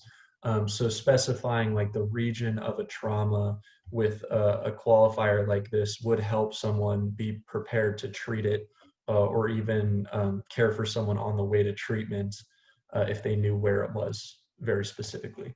So it is useful to use terms like this. All right, spinal column houses the spinal cord. We have 33 total bones. They are divided into these different types of vertebrae. So cervical is the neck, thoracic is the upper back, lumbar is the lower back. I'd imagine we've all heard of lumbar support, something involving like lumbar pain. As you have a bad posture, you can get lumbar pain. That just means the 5 vertebrae of your lower back, that's your lumbar spine. So that's what that's talking about. And then same with if you've heard of C-collars or C-spine or cervical spine, which we'll get to, that just means the spine of the neck. So we put on a C-collar or a cervical collar to protect the neck. All right, the thorax just means the chest. It's basically everything in the ribs. We have 12 pairs of ribs and the sternum. And then the pelvis. I think everyone would be familiar with a pelvis here. And then all the pelvic organs are in here as well. So that's going to be mostly genitourinary organs are going to be in the pelvis in this little bowl shape here. All right, upper extremities. These are also going to be important bone names. Most bone names, and there are over 200 bones in the body, and I would say that most of the names don't get used commonly if you're describing injuries, but some of the ones in the arm, the really large bones will get used. So you could try and specify like this person has a fracture to their proximal upper arm, and you could say it like that, or you could be kind of efficient about it and say this person has a fracture to their humerus. People know exactly what the humerus is. It's the bone of the upper arm. You say mid-shaft humerus. It's right in the middle of the shaft of the humerus. So it gives you a convenient way to discuss injuries and communicate them with other people. Similarly, you have the ulna is going to be in anatomical position. The ulna is on the inside. The radius is on the thumb side. So if you see, it's common to see obvious deformities in the radius just because of the ways people's arms break. So you could say fracture of the radius with obvious deformity. And again, that will be helpful to people down the line with their care of these people. All right. Same for the leg bones. And there are so many terms coming at y'all right now. I know we're not going to remember all these. So again, I encourage you to go back and review the names of these larger structures that might be used to describe injuries. That would be helpful for you and your communication skills. But these are going to be the largest bones of the leg that will be used to describe things to other people. So femur, biggest bone of the leg, tibia, fibia. It's commonly called a tib-fib. If you break both of these, that's like a term in medicine. So you can see these terms are used pretty routinely to communicate with other people.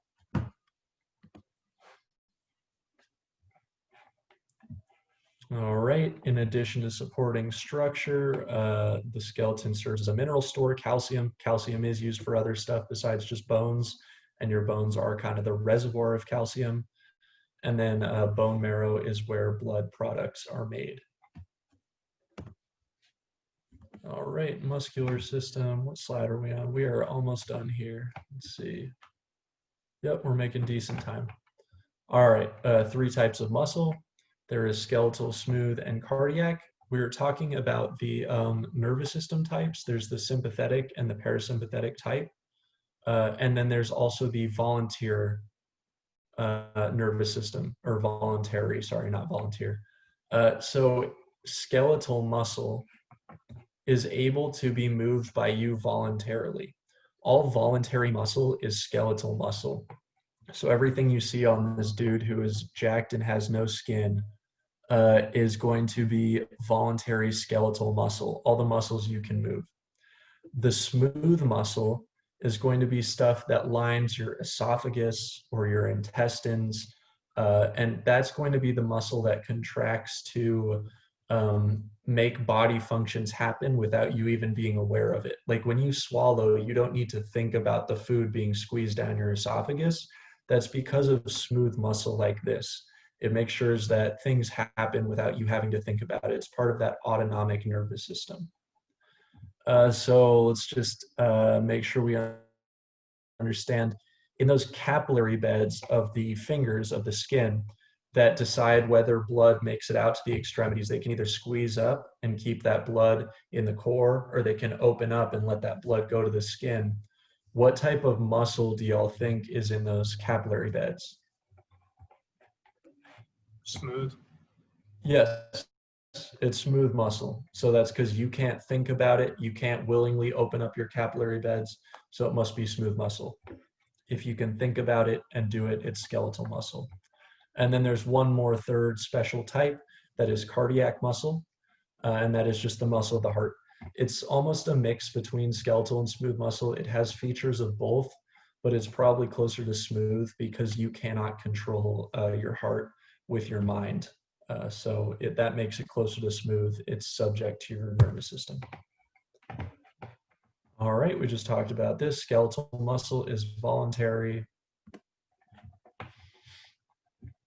A tendon is something that connects a muscle to a bone. We discussed that. So here's a picture of a tendon. You have the muscle, you have the bone, and the tendon is the bridge. All right, skeletal muscles are called fibers. Basically, if you ever had shredded chicken, the reason you can shred chicken is because you're pulling the muscle fibers away from each other. That is how our muscle is too. You just never see it like that. So that is how all muscles in skeletal muscle look. They're just little fibers packed next to each other. Right. So when nerves stimulate muscles, they contract.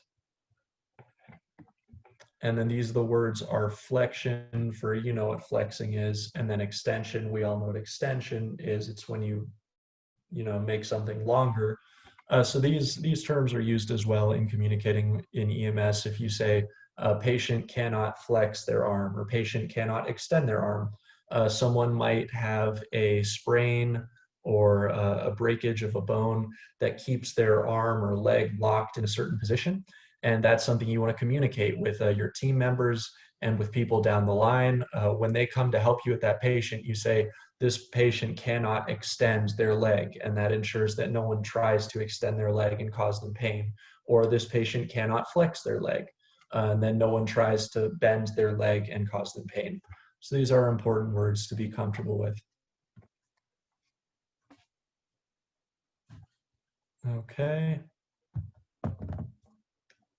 Yep, and this is just saying that you have counteracting muscles on each side. You have one for flexion, one for extension.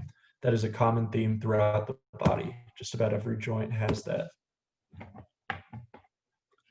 All right, and we talked about this. Smooth muscles are in the walls of organs and everything that you cannot control with your mind consciously. And then cardiac muscle shares some properties of both skeletal and smooth muscle. and it is what makes your heart work. All right.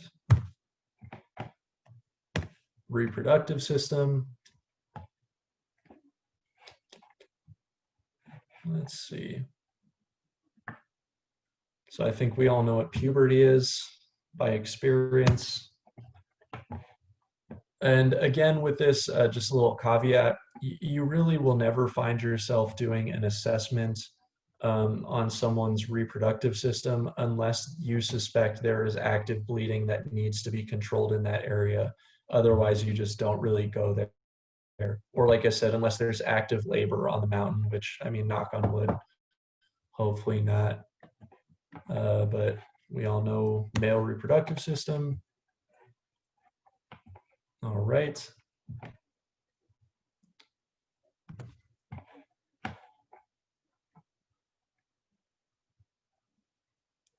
All right, this is basically the birds and the bees. If y'all have not heard the birds and the bees talk, I will refer you back to your own parents, and we're not going to do this. For real though, I don't think this is, if anyone has questions, please let me know, but I don't think this is super helpful to anyone. And then female anatomy here. Okay.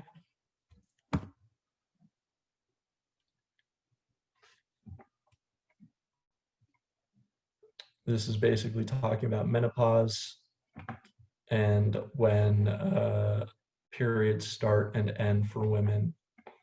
This is somewhat important in, well, actually, it's very important in EMS. If you're just thinking about, you do want to have genitourinary complaints and reproductive complaints like in your differential when you're assessing a patient and talking to them.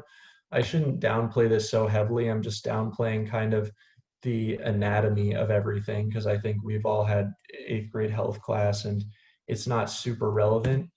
But pregnancy is something that can cause pain in the abdomen. It can cause nausea and vomiting.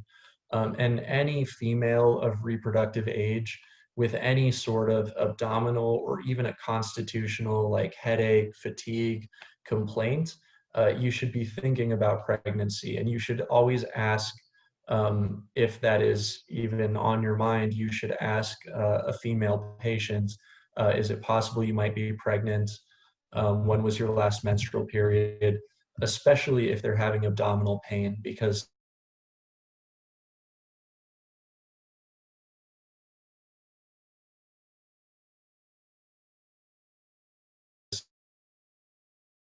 that's a pregnancy that is outside of the uterus, can cause a lot of bleeding and even death. So genitourinary complaints and reproductive complaints are important to keep in your mind. I just think that knowing the anatomy in detail and doing a physical exam are less important in EMS, but knowing that this can cause problems is certainly important. And I believe we will have a chapter devoted to that when we get to abdomen. That will come up, ectopic pregnancies. All right, more about the menstrual cycle and the lymphatic system. So basically your body is like a giant sponge. Fluid gets out of your bloodstream, not just what's in your blood. That's not the only fluid in your body. Your body is actually full of fluid. And if the lymphatic system did not exist, that fluid would just sit in your tissue. So the lymphatic system is sort of like your blood vessels. It just collects all the fluid that is not blood and it returns it back into your blood vessels. So we have a picture here. These are called lymphatic vessels, and they are not blood vessels. They're separate. They exist alongside blood vessels, and they kind of just collect all of this fluid that sits in the spongy tissue of your body, and they divert it back to your blood vessels. And so that's important because it keeps all the fluid in your body circulating instead of just sitting there. If you obstruct this, you'll get swelling in an extremity. So if I block up the lymphatic system here, your whole leg will become swollen. So this can happen to people. You might see this in the field.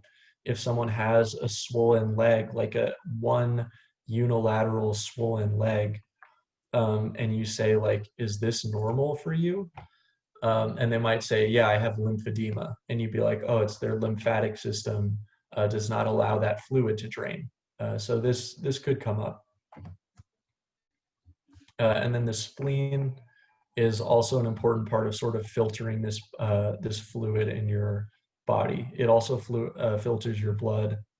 It removes bacteria and a lot of other stuff from your blood. Okay. Tonsils and adenoids are called lymph tissue. They're like, this system also does a lot of infection stuff. So if there are any infectious things in your blood, they'll be pulled through the lymphatic system to a lymph node. And the lymph node is where a bunch of your immune cells hang out, and they can then deal with that thing.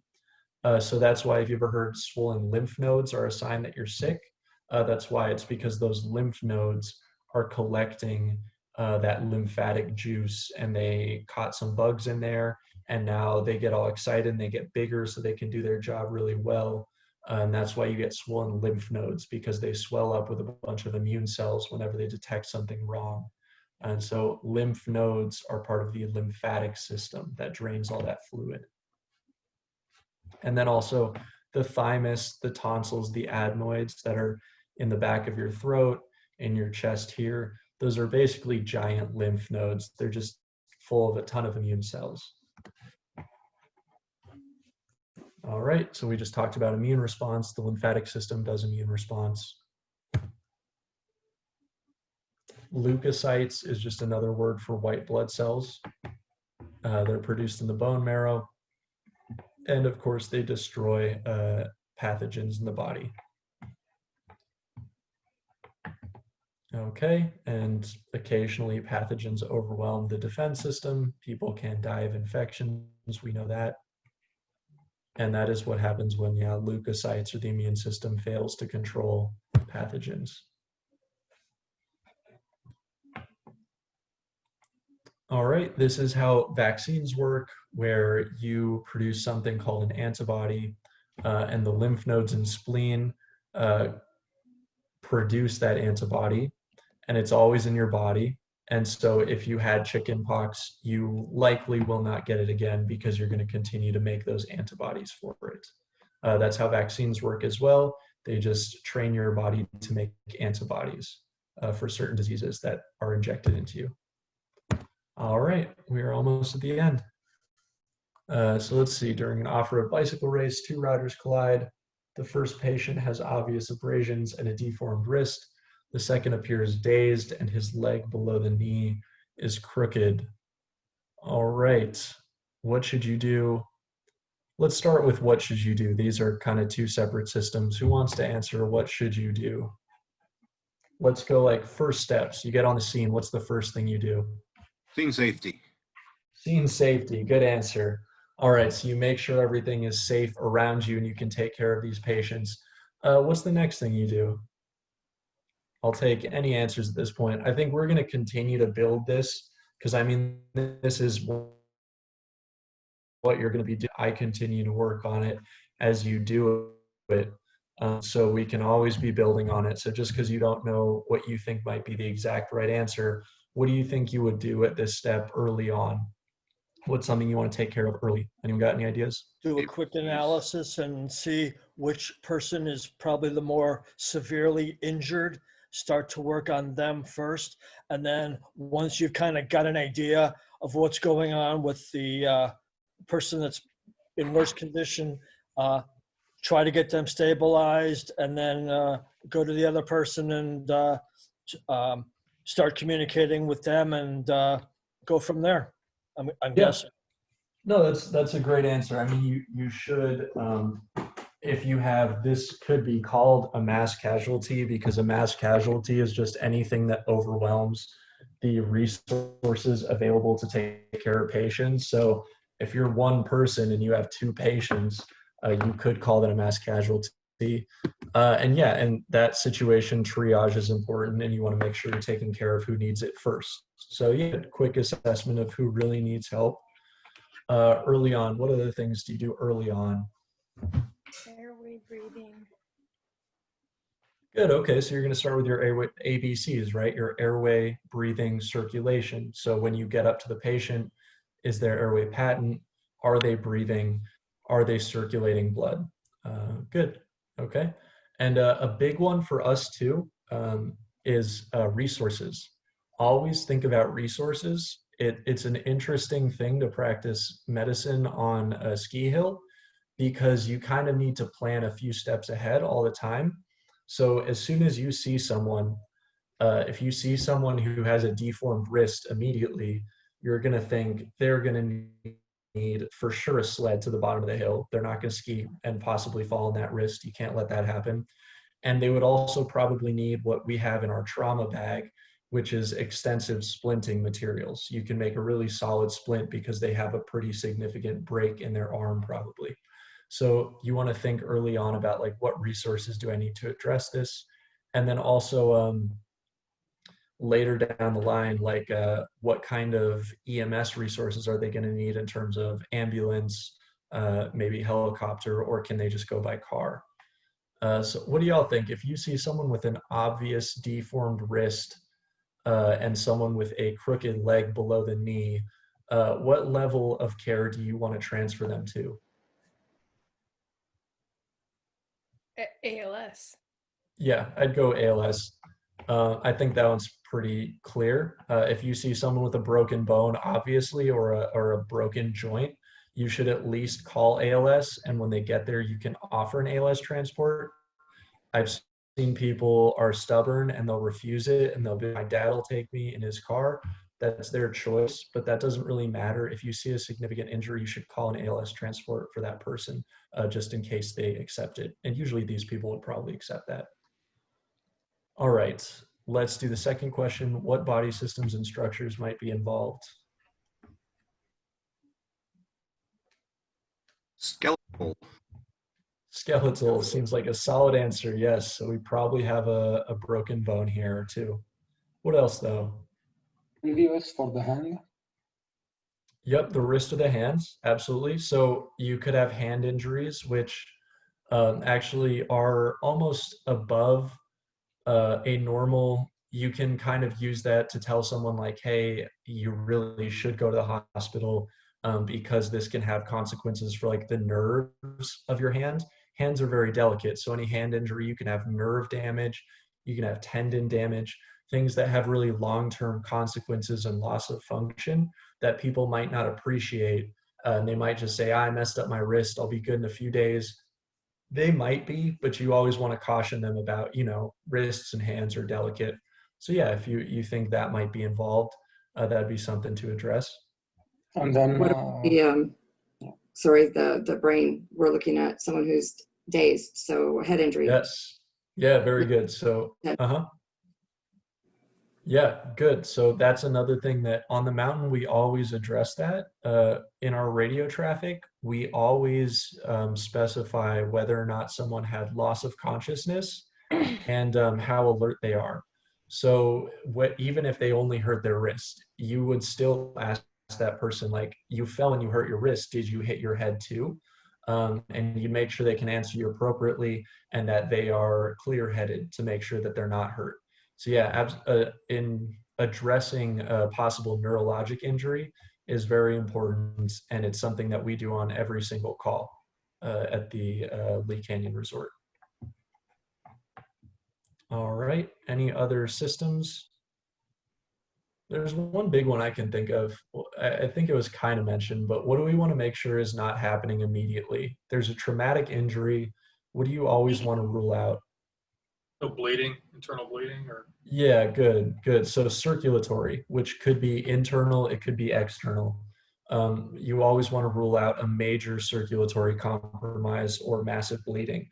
We'll get into some more specific cases later on, but some of the anatomy we talked about, if you have large breaks to like the femur or the pelvis, or you have a lot of trauma to the abdomen, like certain spaces in your body when they suffer trauma can bleed a lot of blood internally.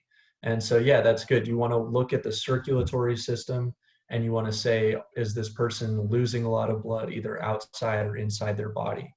And there will be ways of, you can either see the blood outside, or you can take a pulse and see how strong it is. You can see if they look pale and sweaty. There are a lot of ways to measure that we'll cover more and more later as we go. All right, that's pretty good. So we said skeletal system, maybe nervous system with the hand, maybe a central nervous system with the person who's dazed, maybe circulatory system, given that there was any trauma here at all. You want to be cautious of circulatory compromise. Good. And I think we said muscular system as well. So yeah, that's a solid, even a simple thing like a bike crash, I hurt my wrist.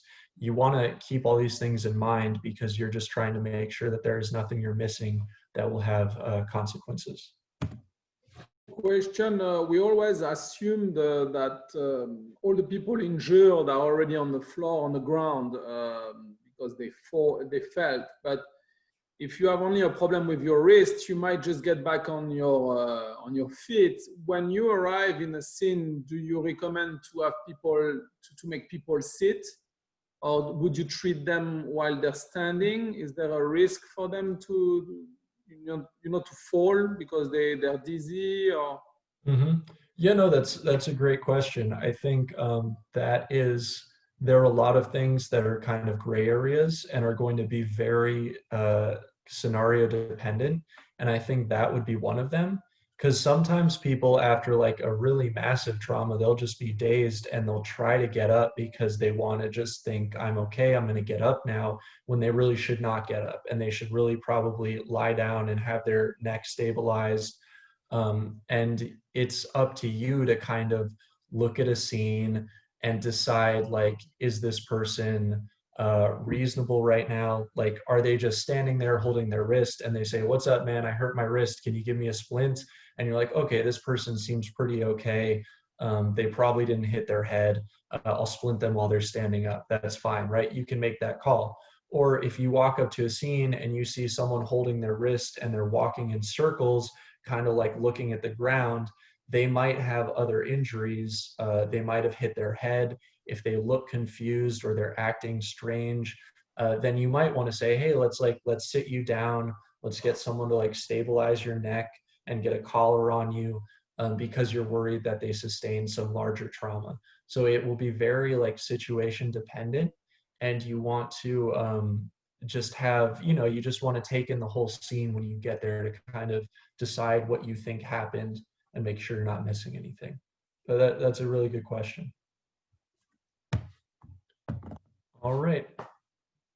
So you make sure the scene is safe. You put on your BSI, of course, after checking ABCs, which was mentioned, great. We looked for serious bleeding, was mentioned, great. History and physical, determine the patient with a deformed wrist has no other apparent injuries. As you perform a full head to toe on the patient with a deformed leg, they also have pain in the left upper quadrant of the abdomen. That is specific, we'll learn, for the spleen. And the spleen causes a lot of bleeding. We'll do a whole section on abdominal injuries, but this is a kind of an alarm sign. When you say left upper quadrant pain, you could have massive bleeding from the spleen, which we talked about. Internal bleeding was a possibility. When you gently palpate his abdomen, he winces with pain. So you may have missed this finding if you kind of didn't have that on your mind. And then, of course, if you suspect internal bleeding, you're going to request immediate assistance. So great. So everything you all mentioned was there. We did the triage of the non-serious patient. We focused on the serious one. We looked for that bleeding, that internal bleeding, and we made sure that we triaged this serious injury. All right, anyone want to give a description of these injuries to dispatch? What would you mention in radio traffic?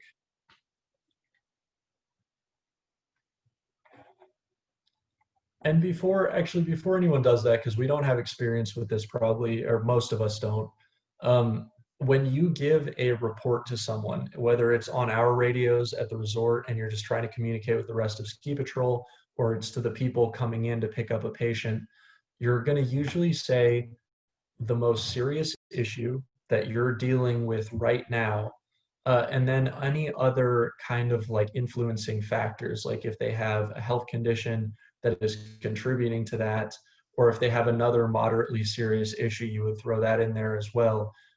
you don't need to say everything that happened. Like you don't need to say this patient scraped their knee, but you should mention the main thing going on with a good amount of detail so that these people know, like, what are they coming here for? Like they're not coming in an ambulance because a patient scraped their knee, but they are coming for other reasons. You want to describe those in detail.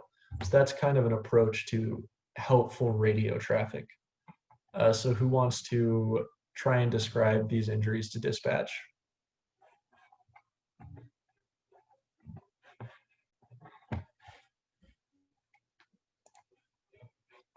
Let's see. Uh-huh.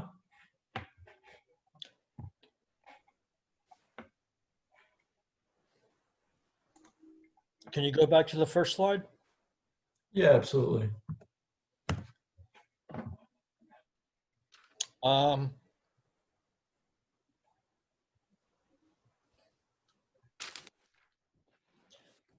This is a bicycle race, so there's obviously going to be no snow or limited. So I would start off by dispatch. This is Michael. I've come across a scene where I have two. We know we have a race today, so there's probably going to be some kind of accidents. So dispatch, I have two racers that have collided. One appears to be dazed, so I'm thinking something's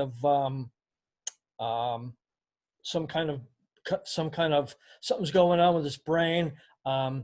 He has an injury below, one of his legs has an injury below the knee. He seems to be the more serious of the two. First person has some abrasion, deformed wrist, so probably some kind of a broken wrist.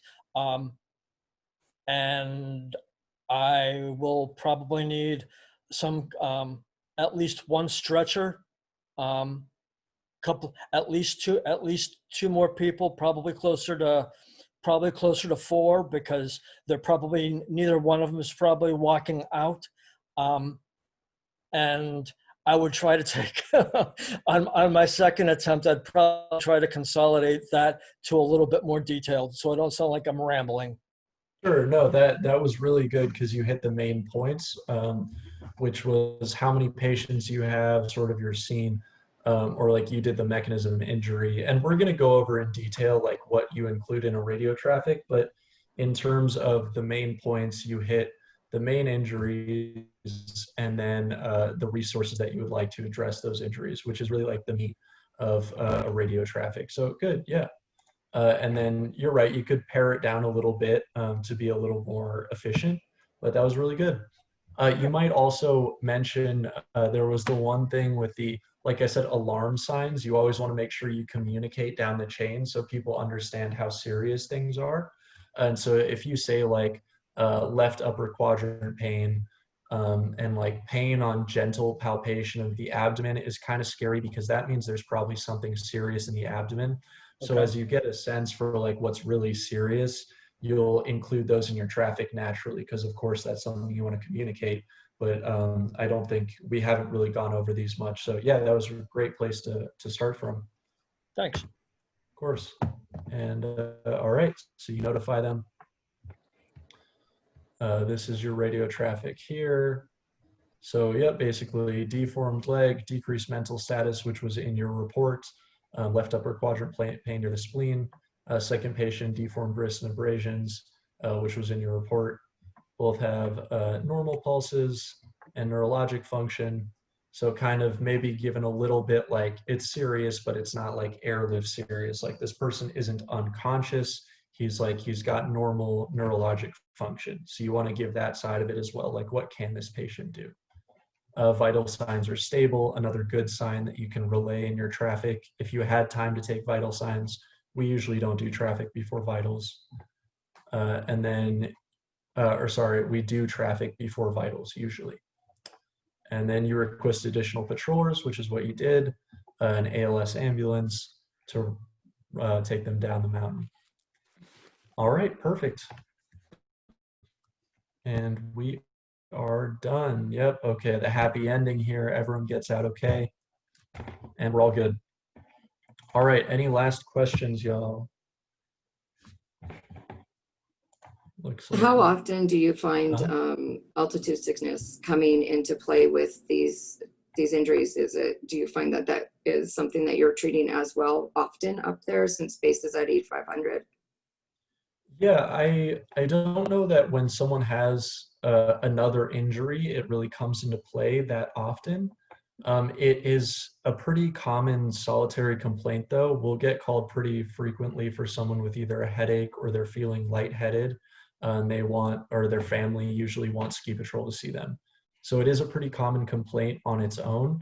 When you're taking it into the context of another injury, I would say that anything like lightheadedness or dizziness or like confusion that might be explained by altitude sickness. If there's another injury, you would probably just attribute it to that injury to be extra cautious. So like if someone hit their head and now they're feeling dizzy and you're like, is this altitude sickness or do they have a concussion? You're going to go with the side of caution, and you would never say this is altitude sickness. You'd say, worst case scenario, let's attribute this to their injury and make sure that we treat them as if they are seriously injured. Does that make sense? Yeah, I was just wondering if, like, when you bring up things like lightheaded, dizziness, you got somebody that's up there maybe not even able to make that judgment call for themselves, then they proceed to maybe, I don't know, fall, injure themselves. I'm just wondering about concurrent treatment of that, instead of just one or the other. Do we add oxygen at some point when we're thinking, okay, this person is dizzy now, they've fallen and they have an injury that may be sustained due to the altitude sickness or something like that? Like, that's why I'm wondering how often does it come into play preceding the injuries? But maybe that's just not something that you guys have, had followed or whatnot. Yeah, sure. I don't know how often it would cause an injury, but if you're talking about concurrent treatments of both, the treatment for altitude sickness is just taking them down the mountain. It's getting back to sea level or close to it. So if someone has a serious injury and they're transported to a hospital in the valley, they would actually be being treated for both at the same time. So it would work out for them. So yeah, I guess we never really have to worry about it, because if someone is being treated, then they're automatically getting treated for altitude sickness. But yeah, good question. Anyone else? Do we use, is it, when the hill opens up at, 8:30, when the lifts start rolling at 9, quarter to 9, is there usually an ambulance already on site, or is that a thing where, the first major accident of the day, then they bring in an ambulance up and deal with arrival time? Yeah, no, so unless it is some peak season holidays, like during the 2 weeks of winter break when we get a ton of high schoolers and families up there, then the Medic West, the ambulance company, will keep an ambulance at our first aid station so that they're ready to transport. And then as soon as that one leaves, another one will come up. Sure. And I think we do that on one other, maybe it's like Martin Luther King Day weekend, we'll have that. But it's really only like winter break and then this one other holiday weekend. Right. Besides that, there is the Mount Charleston Fire Department is very close by. So usually if we need an ambulance like immediately, usually we're able to get that. Otherwise, it's Medic West or AMR responding from the valley if Mount Charleston is not able to take our call. And that will usually take like half an hour-ish. That'll depend on their level, but usually they're close enough to get there in about half an hour. Okay, great. Yep. Yeah, so that's, if someone needs to be at the hospital in like under an hour, they need to be at the hospital. That's when you would call an airlift because of the constraints on ambulances. And that's if there was not an ambulance already there. Does Mount Charleston Fire have transport capability, or they're just rescue? Yeah, they'll usually, I think they'll usually transport the patients down the mountain to meet the Medic West or AMR unit on its way up. And then they'll transfer the patient to that unit. They'll take them down the mountain, and then Mount Charleston will go back to their post on the mountain. So yeah, Mount Charleston can transport. Okay, anyone else? Yeah, Go ahead. With regards to the abdominal quadrants, the costal arch, is that just right? You're basically the bottom part of your rib cage. Is that the delineation point? Yeah, so costal means it's the medical word for ribs. So it does just mean the bottom of your rib cage. And yeah, I guess that would be kind of the upper limit of any abdominal area. There is another word for that. If it's like right below the costal arch in the midline, you call that the epigastric area, which means above the stomach, because that's about where your stomach lies. So that's like kind of just on top of the two upper quadrants. You have the right upper and left upper quadrant, and right above those in the middle is the epigastric area, right below your costal arch. Okay. But yeah, that's all it means is the arch of the rib cage. And I don't hear that term used much to reference like positions. Okay. Thanks. Anyone, but epigastric is used. That's why I threw it in there. All right. Anyone else? All right. Cool. Thank you again for your attention. As always, y'all are doing well, continuing to answer questions with some insight. So thanks for participation. Thank And you. I Did a think great job. we're, thank you. Hey, I thank think you. we're good, right, Patricia? We're all good for the night?